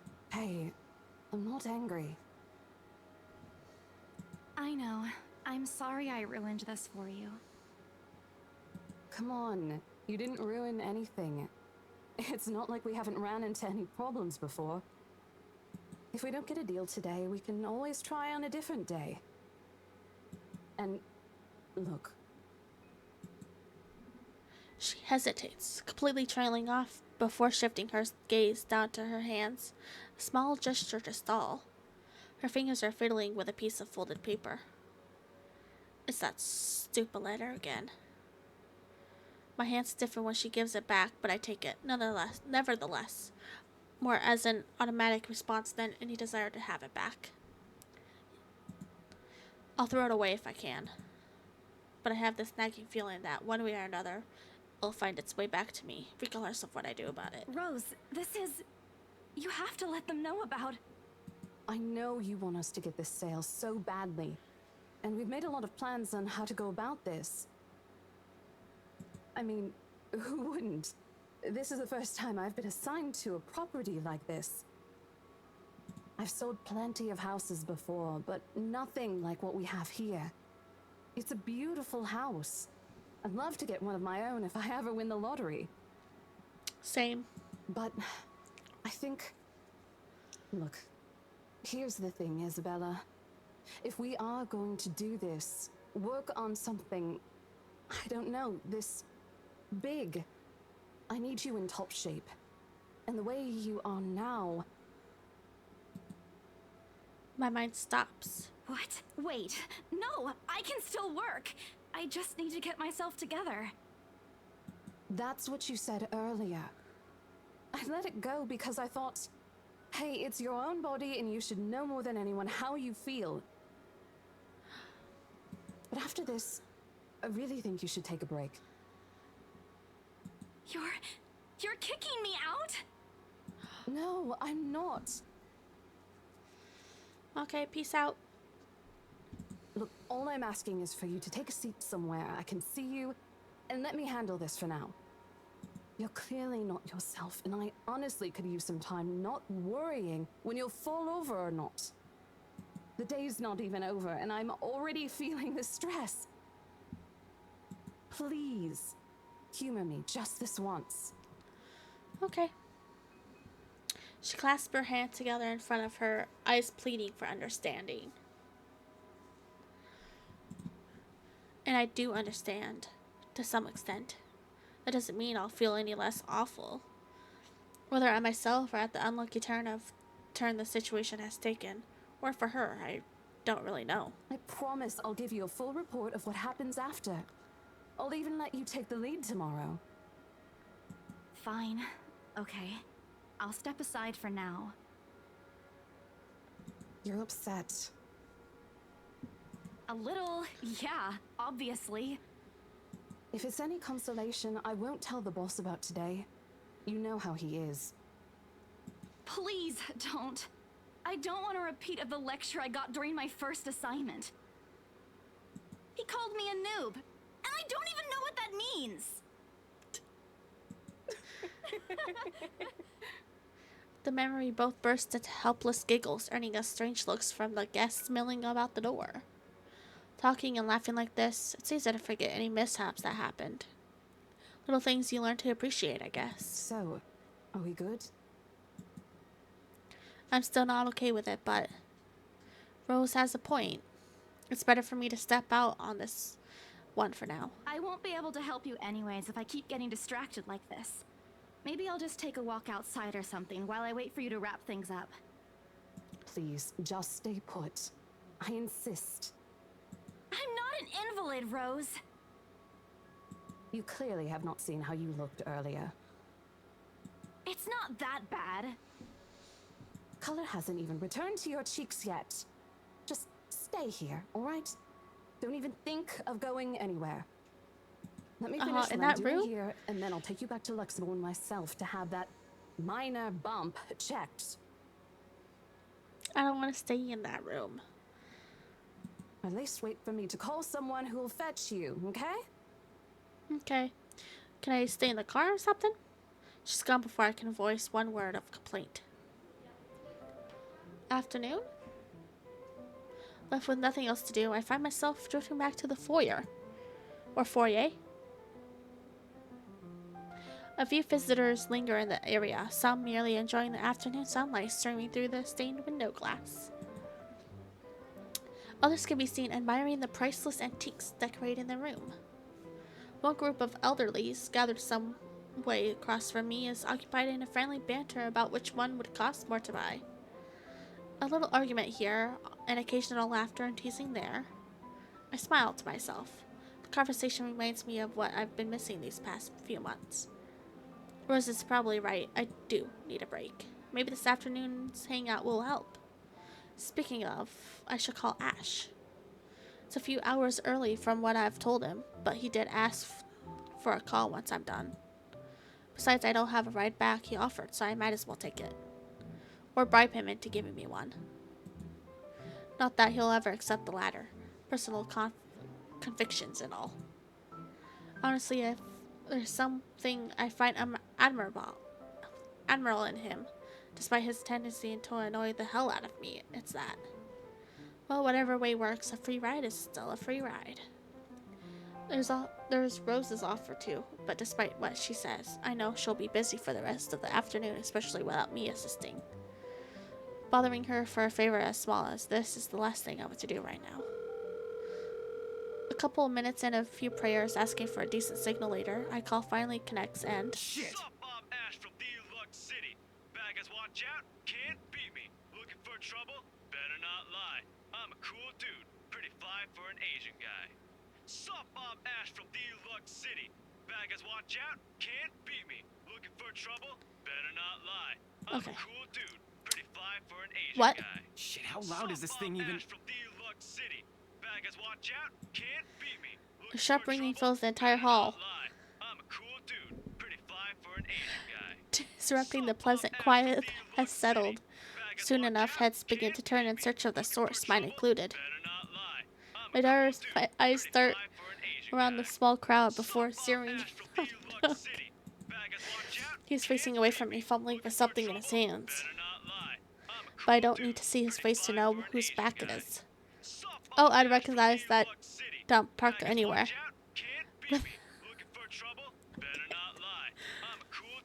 Without bothering to end the call, I marched towards him. After what happened today, I'm really not in the mood to deal with this.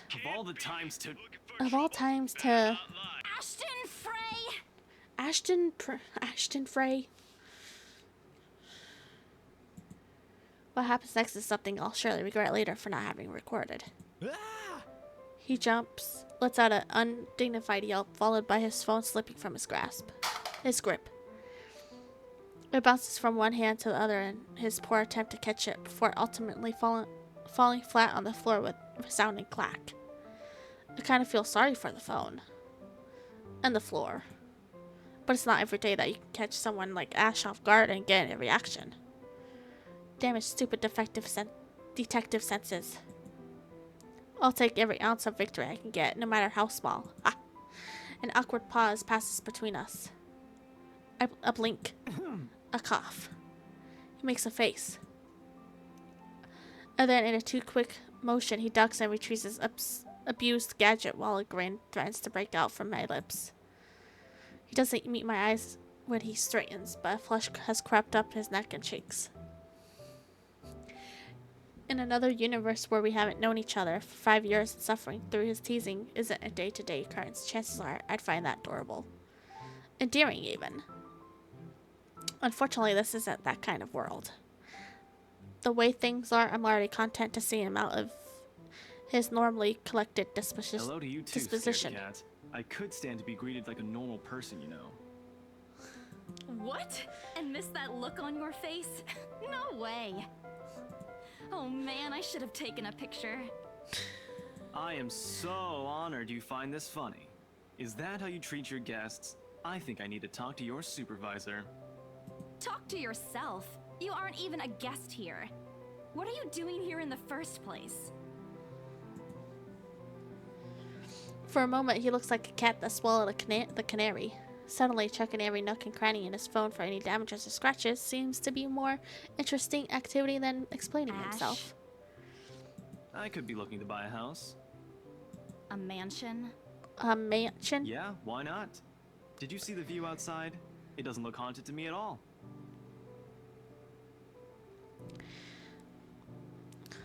Well, take a look at this letter. He's messing with me. Ashton, I am not in the mood. What are you doing here? He chances a glimpse at some point behind me. The parlor? Curious, I follow his gaze before I can figure out what has caught his attention. He places a hand on my shoulder and turns me back to face I him. just finished working on something, so I dropped by. I still don't see how his work has anything to do with why he's here. At my confused look, he drops the hand resting on my arm, look like he has touched something particularly hot, and casually rubs the back of his neck. And I said I'll see if I can pick you up. Turns out I can. Free time and all. So here I am. Figured you'd still be busy, and so I roamed around for a while. Oh? Oh, you should have mentioned that sooner. I was about to throw you out. Throw me? Hey, I was given a pamphlet. I think that makes me a legitimate client.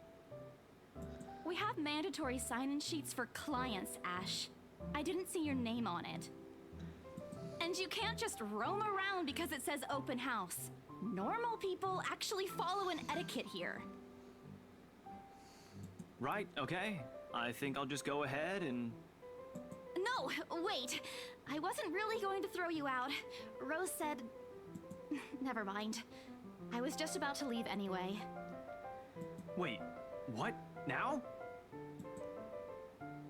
Something must have shown in my face because he pauses and gives me a long, hard stare. Sometimes I forget how easy meeting people is for Ash, given how he often looks as if something around him is a chore.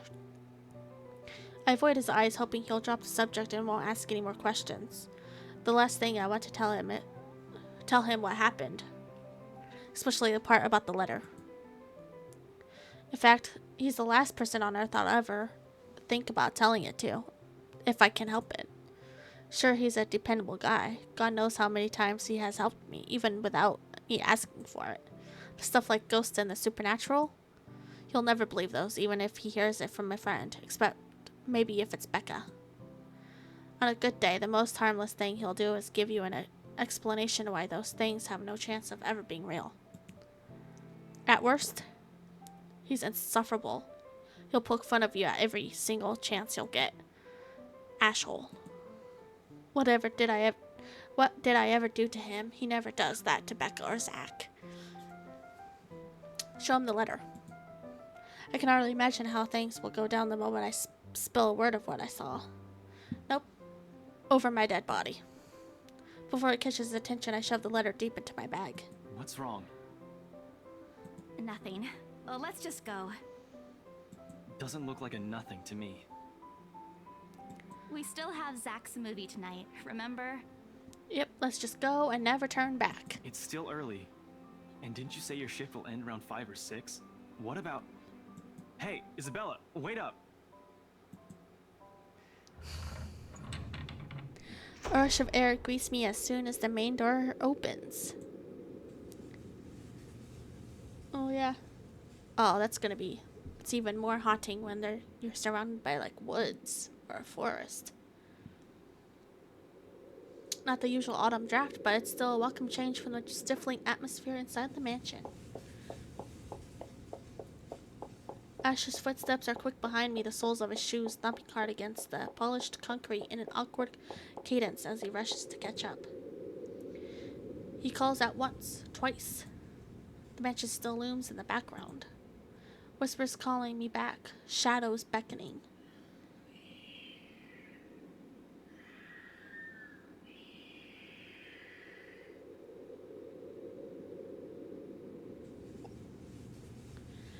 Beckoning. Okay, so my guess is we'll leave, and then we'll have like nightmares or something that eventually lead me back. I don't look back. We spend the ride back to Luxborn City in a relatively quiet manner, with only the radio's disjointed hum in the background to fill the silence. Occasionally, Ash will reach out to fiddle with it until the signal settles, or it's on a respectable volume, but otherwise he doesn't say anything. Neither do I. However, in the furtive glances he's been sending my way are signs I know there are things he's been itching to ask since we left the mansion. I keep my eyes trained on the passing scenario outside, the small hope that my disinterest will dissuade him. Here. All of a sudden, he tosses something at me from a small compartment on his side. It hits me cleanly on the chin, and before I can make a move to catch it, the small package makes a soft landing on my lap instead. Sorry. The glare I send him wipes the smirk about to form cleanly off his face. He clears his throat, focusing his eyes on the road again. I swear he did that on purpose. Ignoring, I flip the half-forgotten package on my lap. I won't say no to free food, but why are you giving away cereal bars? It's an energy bar. Chocolate cereal. I always have one on my person, and you look like you're about to pass out back there. Aww. Have you eaten lunch yet? I don't even get a chance to deny it because right on cue my stomach rumbles loudly and an empty, gnawing feeling in my belly becomes noticeable. Not a surprise there, I did skip breakfast and lunch so I could catch Becca while she was on break. Yeah. And dinner. We also skipped dinner. Wait, how long was I passed out? I was hoping to get a small meal after. I guess with everything going on, I just forgot until Ash mentioned it. It's not like the hollow feeling's new to me, though. If anything, it's just one of the things I've gotten used to ignoring over the years growing up. Thanks. Then I tear open the package and start nibbling on the edge of the bar. Apart from the acknowledging nod, Ash doesn't say anything after that small exchange. For that, I'm thankful. After getting an earful from both Becca and Rose, it's nice to be able to just sit down with someone who's not going to nag at you. How'd the open house go? The usual. We got a bigger crowd than normal because of the property's fame, but really no different from the typical open house. On second thought, it actually looks like a fancy party more than an open house. I've never felt so underdressed in my life. Weren't you there? I wasn't really listening. I should have asked someone to kick you out. No, you won't. And what makes you so sure? One, ever since you got assigned to this property, you've been freaking out about it. Rebecca's words, not mine. She's been complaining to me about how you talked your ears off, by the way. Two, despite your initial qualms about the place, you still took the job. Which brings us to three. It's been months since you last settled a deal, and you're short on money right now since you're back to your instant noodle diet. How do you even know about the last one? Probably Becca. Rebecca. Anyhow, you're hellbent on selling the mansion. Even if someone you know personally is in the tour group, you aren't going to just kick them out. Every single person who went on your open house is still a prospective client to you, even me. He's not entirely wrong. Oh man, I rocked right into that one, didn't I? I hate you. I really hate you right now. His answer is a small laugh, the kind that screams, "I'm right. I told you so." I hate it when he does that. I'll have you know that there's already someone who's extremely interested in this property. So even if you expressed any sort of interest in it, I don't think they'd be willing to let you have it. Too bad. Afraid I didn't botch it well with the rights. Ma'am Hannah in particular didn't look too pleased with what I did.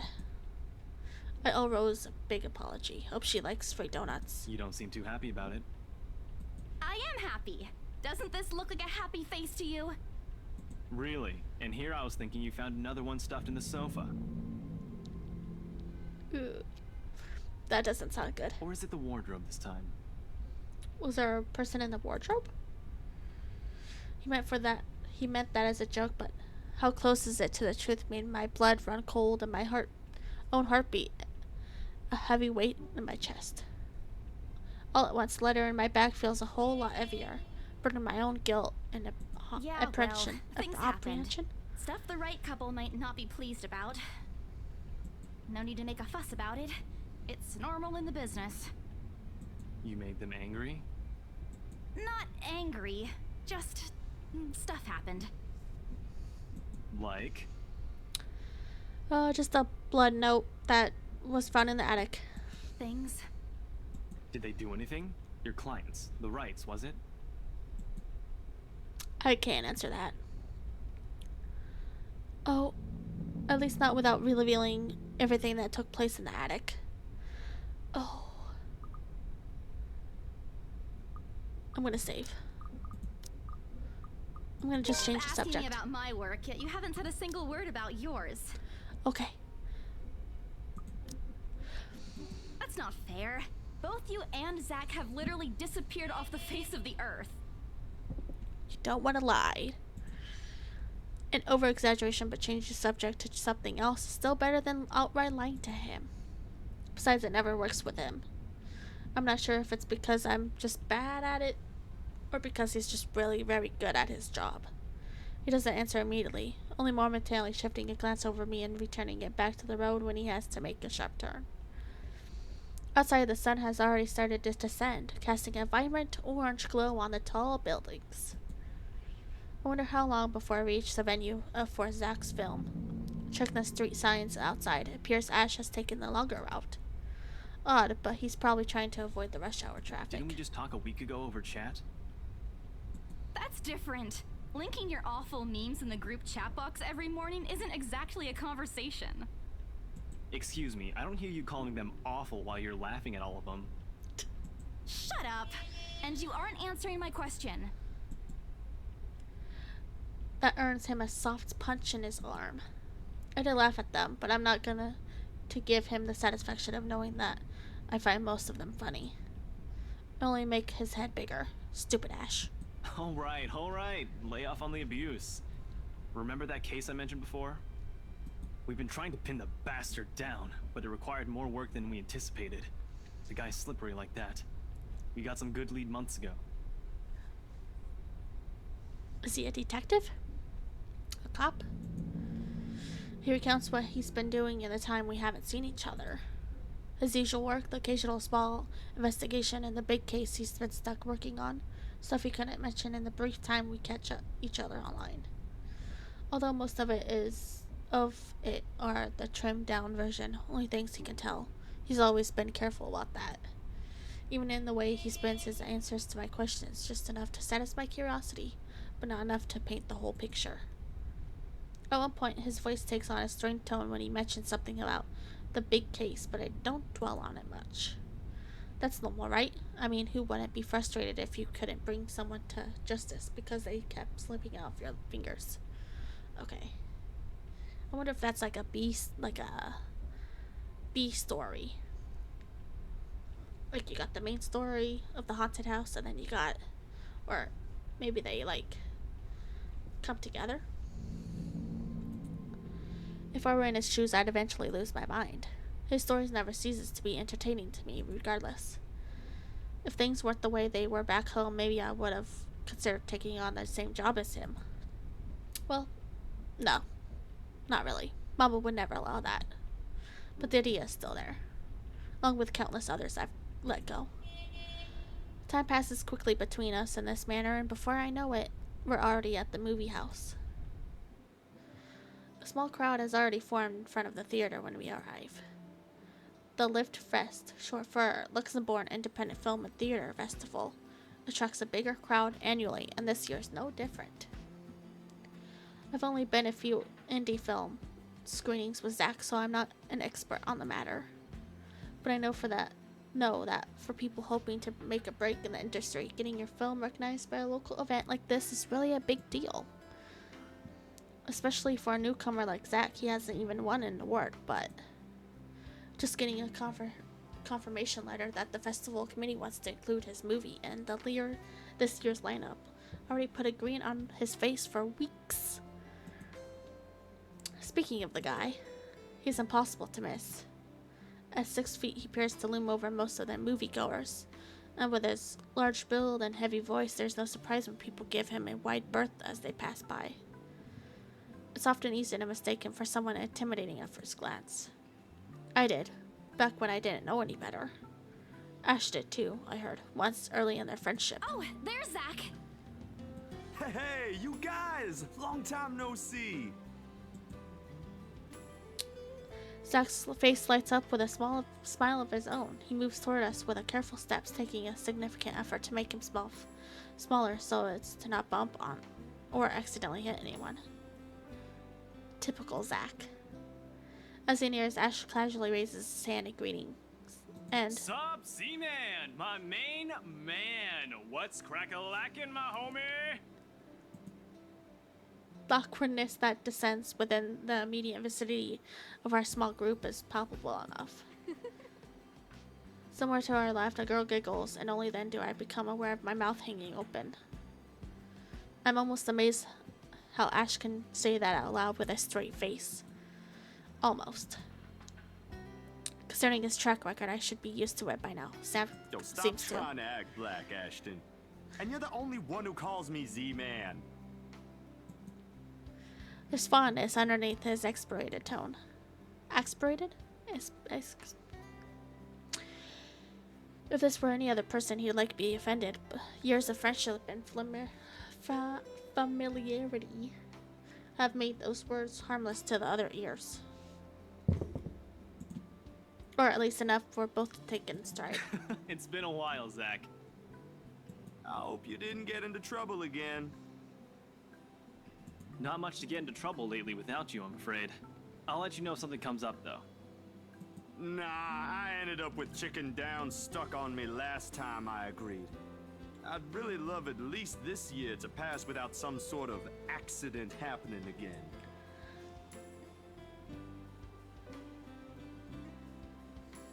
Hey, I take offense to that. It wasn't that bad. You really have no idea. A beat passes. And then Zach laughs. Hey, I'm kidding. You know you can always count on me. It's a story only the two of them are privy to. Every now and then, Ash will enlist Zach's help on something. Beck and I have never really found out what the real deal is with those adventures, as Ash calls it. Both are willing to deal due to some unspoken agreement. She insists that if it's Ash, it's likely to not be something illegal or life-threatening. I tend to believe her on that. Sometimes. Oh well, boys will be boys, I guess.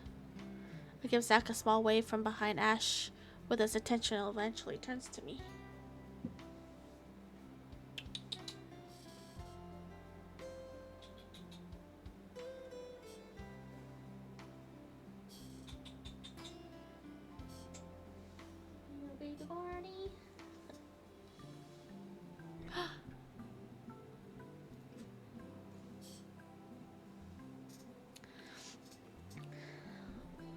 Little cat break. I give Zach a small wave from behind Ash when it intentionally turns on me to me. Bella! Huh? Rebecca's not with you. Is she still sick? A bit. But she's up and went to work this morning.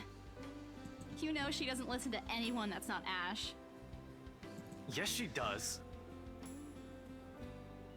A little defensive, but okay. No, she doesn't. You're literally the only person she'll listen to when she's feeling stubborn. And it's true, they've known each other for far longer than any of us in the group. Childhood friends and all. But don't worry, Zach. She's probably on her way here now. She promised she wouldn't miss your movie. Isabella!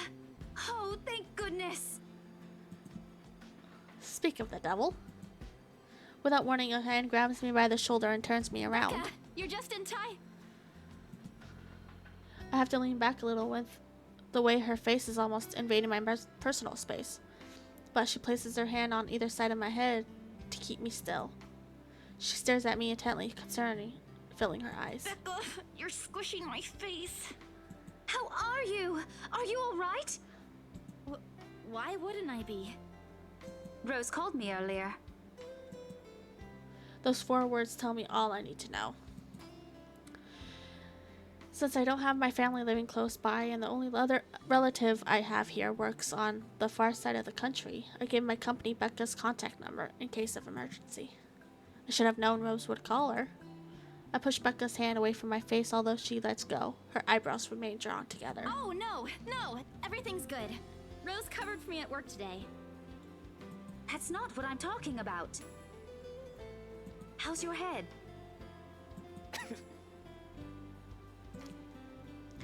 Bit back the urge to elbow him in the place of trying to avoid Becca's hand as she tries to reach out for the said area. I do my best to dodge her, all at once moving to hide behind Zach. Sorry for using you as a human shield, Zach. Oh, it's nothing. I just slipped off a few steps on my way down.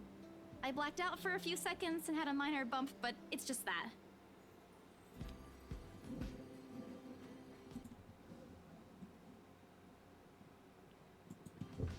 Okay. I got a trusty cat to be with. She'll protect me.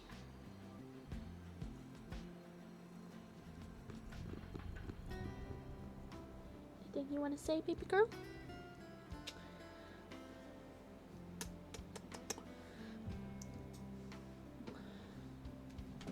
Okay, let's continue.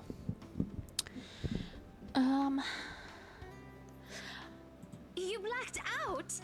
It's not something to brush off. Come on, at least let me check it. It's extremely minor. You wouldn't even know it's there. Isabella, this isn't a laughing matter. She did look pale when I saw her.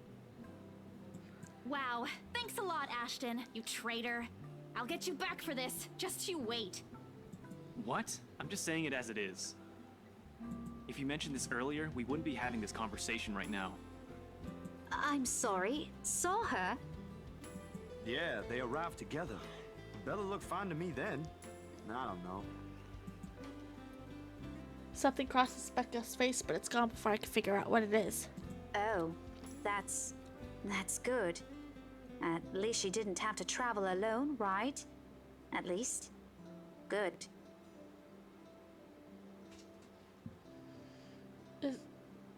Is she jealous? You don't have to be jealous. Becca, I love you. Don't be jealous. See? I'm okay. I wouldn't be here if I wasn't. And I don't want to miss Zach's film. We can always watch it some other time. Sorry, Zachary. No, it's good. But you guys should really keep it down. We're starting to attract some attention. It's the premiere. The premiere's different. Right, Zach? I shoot him a pleading look. Zach's a sensible guy. He'll understand. Please understand. Not really. But Rebecca has a point. In the end, I think it's your call. Oh, for heaven's sake! Please, Becca. I really don't want to miss it. Aww. You're not missing it. Oh, we're just moving it on a different day so we can have a... Look, you guys. Ash's loud sigh unexpectedly cuts through the conversation. He's pinching the bridge of his nose as he speaks, something he usually does when he gets impatient. If she says she's okay, then there's nothing we can do about it. It's not like we can stop her either. Besides, she's still acting like the same old Isabella to me, if she can still run around like that. Why are you taking her side? I'm not. But if she wants to watch Zach's movie with us, I'm not going to stop her.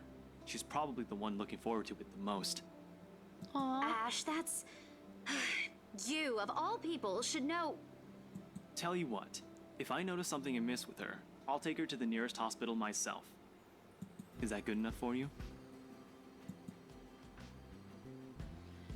I already know the answer before Becca voices it out loud.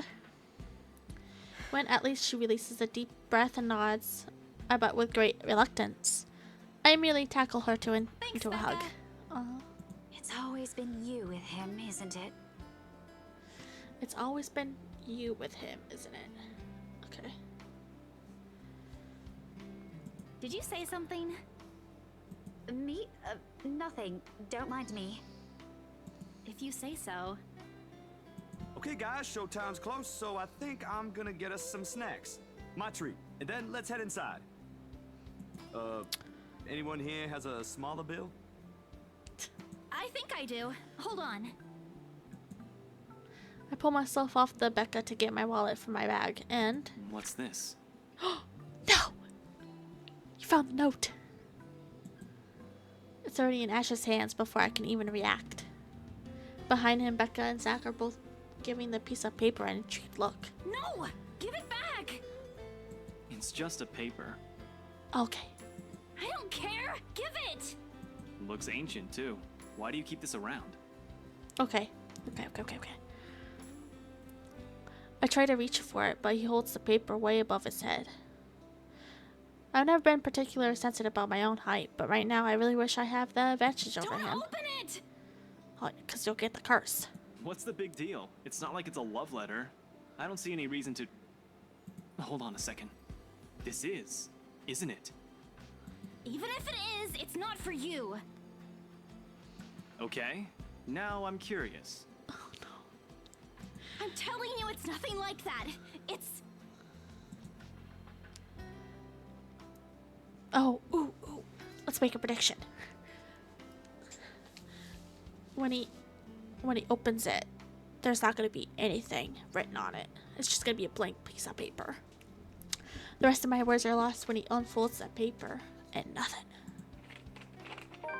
I can't breathe. Too early for Halloween? I guess it is. My heart feels stuck in my throat, pounding, threatening to burst out. Ooh. Now there's 6 people, so my thing's done. Show 5 people or whatever it said. Vaguely, I know how my hands are trembling at my sides. Clasping them together doesn't do any good. They are still shaking, but I hang on to them regardless. The awful sick weight that has taken its core in my stomach back in the open house, returns full force. How do I fix this? How do I fix this? Someone please. Today is turning out to be a horrible nightmare. Send this to 5 people or else. Oh, send this to 5 people. Okay. She didn't send it to anyone, though, so I guess they're safe. Well, that's interesting. Guys, I think we should listen to Bella first. Aren't you a few days early for Halloween? Ash waves the paper in front of me, giving me a fleeting glimpse of its contents. I don't need to see. I don't want to see. The letters, the words, every stroke written blood is already embedded in my mind. We don't know if it's blood. It could be ketchup. Or red paint. Maybe I should just throw it away when I had the chance. That way. It's not a prank. It makes all of them stop. Even I am surprised how steady my voice is. What did you say? It's not a prank. This isn't a prank! I saw something! Hold on. Are we still talking about this paper? Or is it about the urban legend again? Both. I know it sounds ridiculous. You're saying this is a primitive version of a chain letter, and now that we've seen it, we're now cursed. No. You're fine. It says send. Which I didn't do. I didn't send it to you. You just took it. Now if it said seen, we would be having a whole other conversation. You've got to be kidding me. See? This is why I didn't want to tell you guys. Isabella, aren't you taking this a bit too far? No one believes me. It's not a joke. Will you guys listen to me first? I saw something in the house earlier. It stood right in front of me. If I hadn't gotten away, that thing might have... Right. And in broad daylight, Isabella. Even someone gullible would find the logic in that screwed up. Well, it was in the basement, so it wasn't exactly lit up. There's also no way in hell that this supernatural shit is true. But it's real! What do you think I saw? A hallucination? A delusion? Didn't you say you fell down some stairs? So maybe Rebecca's right. That was after, though. I saw and then I fell. It happened after, when I was trying to get away. I almost got stuck in the same room with that thing. Look how pissed I am. We're all in danger. I thought you were my friends. Why don't you believe me? We are, and you know that. But this thing and that thing has got nothing to do with the other. Well, how do you know that? When Rose called earlier, I thought she's just exaggerating. But based on what I'm seeing right now, maybe it's better if we really postpone this for now. Don't bother.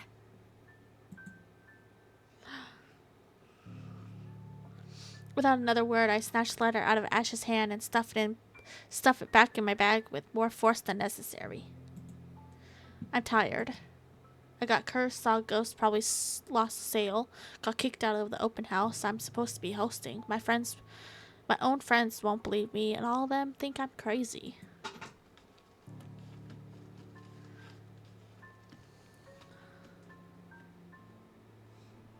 Cat. Cat. Cat. Cat. Cat.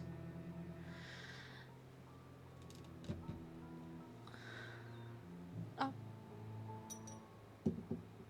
There we go, cat. Probably not for long.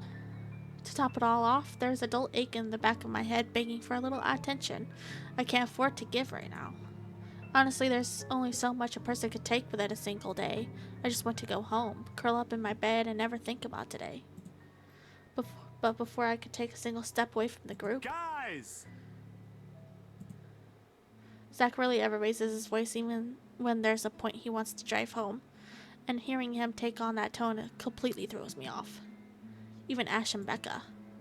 Whatever harsh words yet to come out from the argument immediately die on our tongues. Why don't we all calm down first? I'm sure Isabella has her reasons too.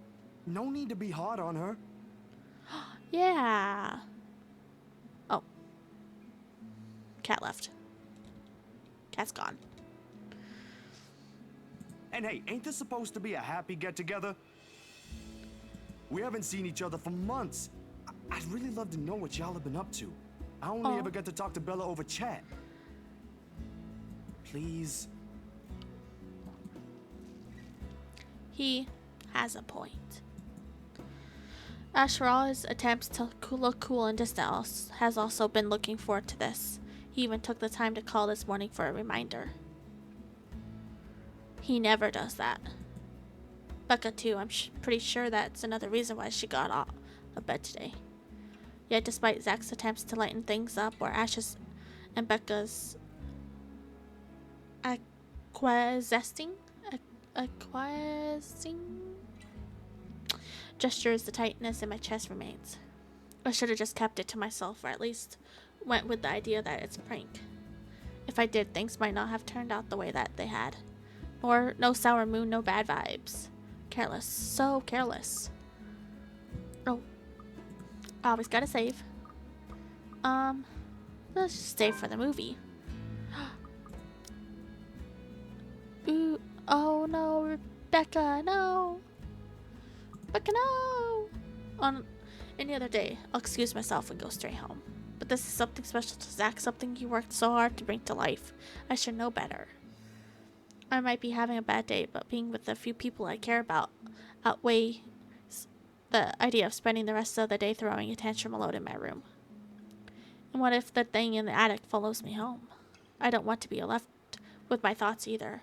I can still see it whenever I close my eyes. And maybe if I stay, let our heads cool down first before telling them what happened, they'll listen to me.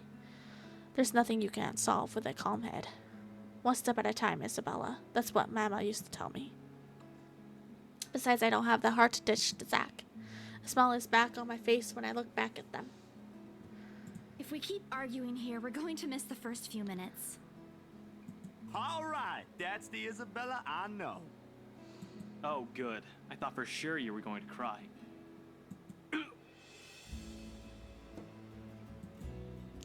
This time I really do send an elbow straight to his stomach.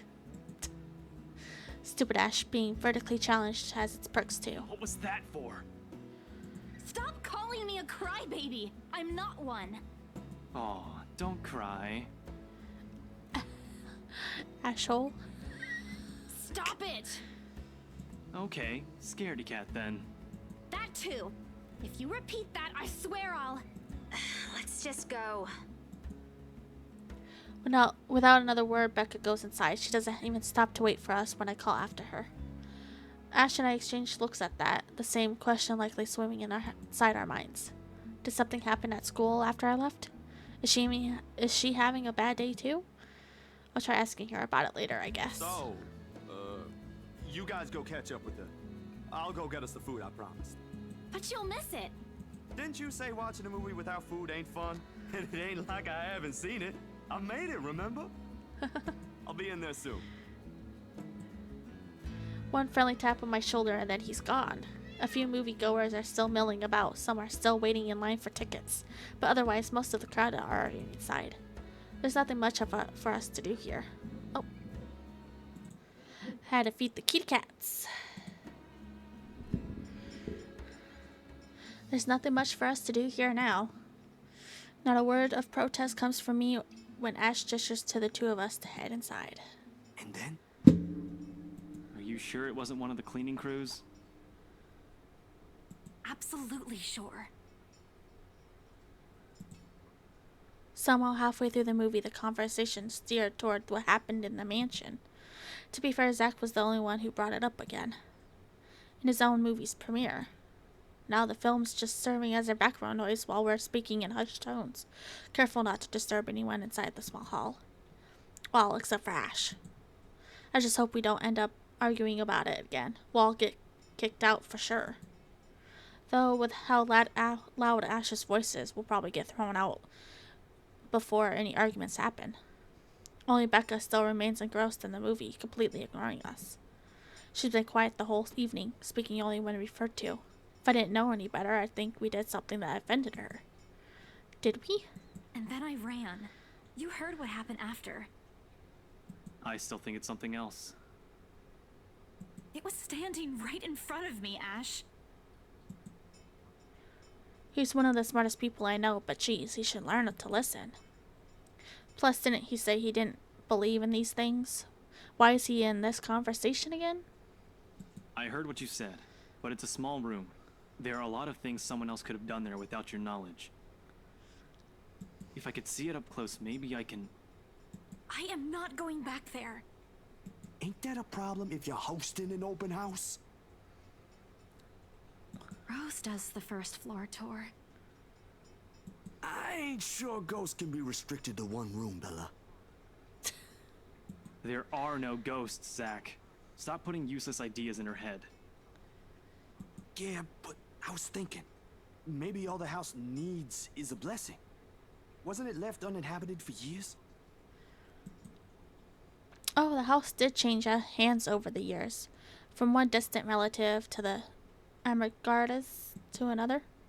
None of them bothered to live in it, though, and it remained that way up until its current owners decided to sell it. Why didn't I think of that? I didn't peg you as the religious type, Zach. Nothing like that, Ash. Who knows, though? It might bring something positive to the place. But That's not a bad idea. I just don't know where I could find someone.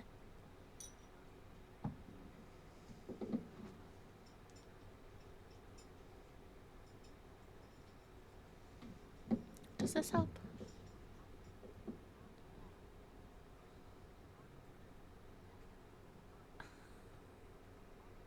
I guess so.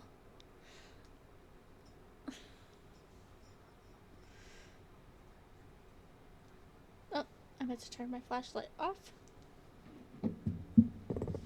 You're not seriously considering his suggestion, are you? Do you have a better idea?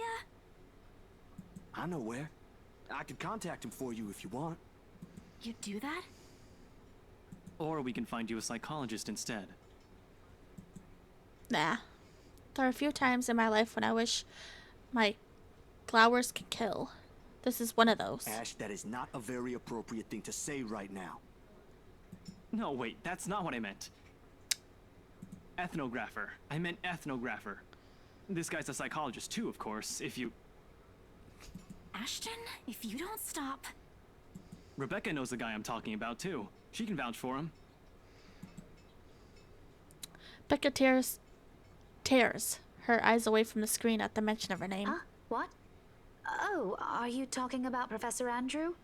He used to work with my parents at the university. And can you guys keep it down?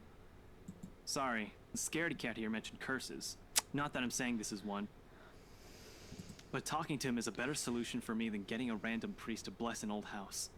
He'll even help you figure things out, teach you a couple things. And probably put your fears to rest, since this looks to be bothering you a lot. It is. Ash might be right too, however, what Zach suggested is something I'm more familiar with. Granted, they don't believe me. They're only giving me these suggestions to put my mind at ease, but it's a bit better than being ignorant or being laughed at. I could take comfort in knowing they are willing to hear me out. So, what do you think? It's your call. We'll go with whatever you want. I don't know. Ooh, do I get to choose? Ooh, ooh, ooh. Save. Priest or professor?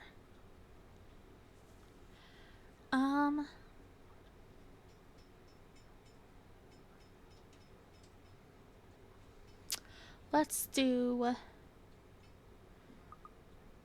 Oh, choices.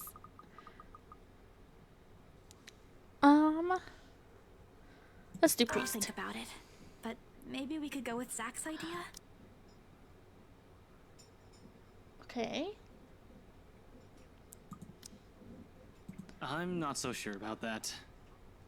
Well, it wouldn't hurt to try, right? If it doesn't work, it doesn't work. At least we did something than just stand around. I'll let you know when he's available, Bella. Thank you. Thanks, Zach. I knew I could count on you. Guys, I said keep it down. You keep insisting that we still watch it, yet you're not even paying attention yourselves. It ain't a big deal, Rebecca. I'm the one who broached the subject in the first place. It's still your film, Zachary. A good film, mind you. You worked hard on this. Oh. The least we could do is watch it with you. And that's what you're all doing.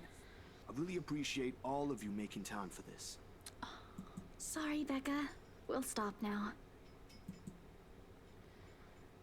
I throw her an apologetic look, even if Ash is the only one who should be reprimanding, but her attention is already back on the screen. She's ignoring us again. When Becca's acting this way, there's a big chance something's nagging at her. We really need to talk. We all fall into a comfortable silence after that, the kind only you can share with people you're most at ease with. For the first time today, the letter lays forgotten in my bag, if only for a few hours. Ooh, night. Night has fallen by the time we exit the movie house.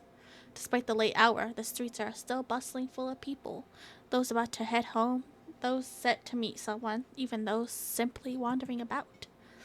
Walking in the sea of unfamiliar souls, it strikes me how easy it is for one to get lost in a city as nondescript as Luxborn.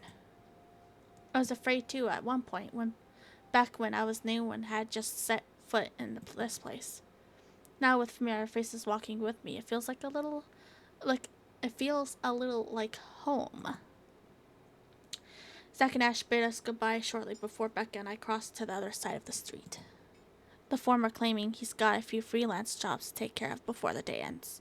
And Ash? Who knows, he never tells. Sometimes he'll just randomly appear at your doorstep looking for a place to crash. He does that to Zack a lot, much to the latter's frustration. But he's a busy guy too, in spite of the laid-back air he gives off. Thanks for today, everyone! No problem, Zack. I'm sorry for what happened earlier. Help. Oh. Huh?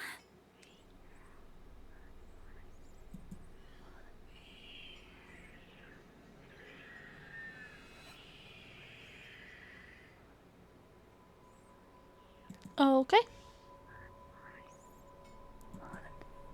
A sensation. Cold, sickening, drowning, my chest tightening, breathing becoming labored.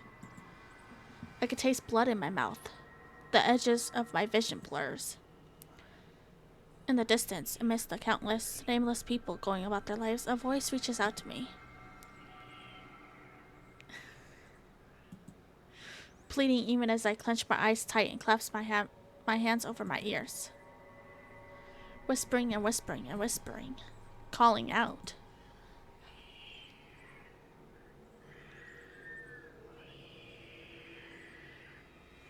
Well, they said please. No, not me.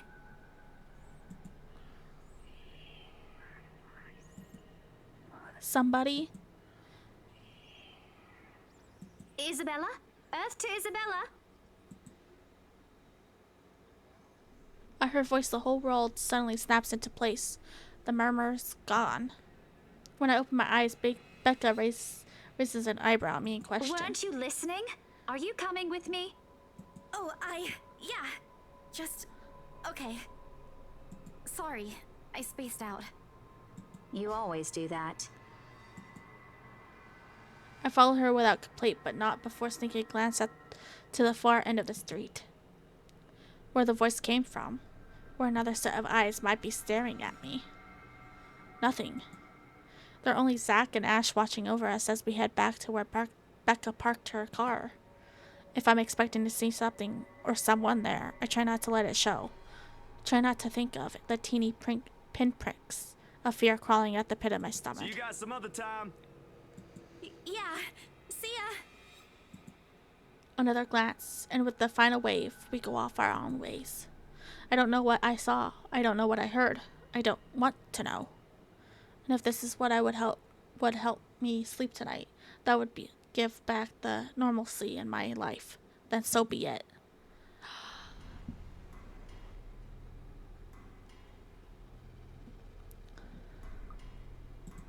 I'm just gonna save. The darkness closes around me, grasping, pulling, engulfing me.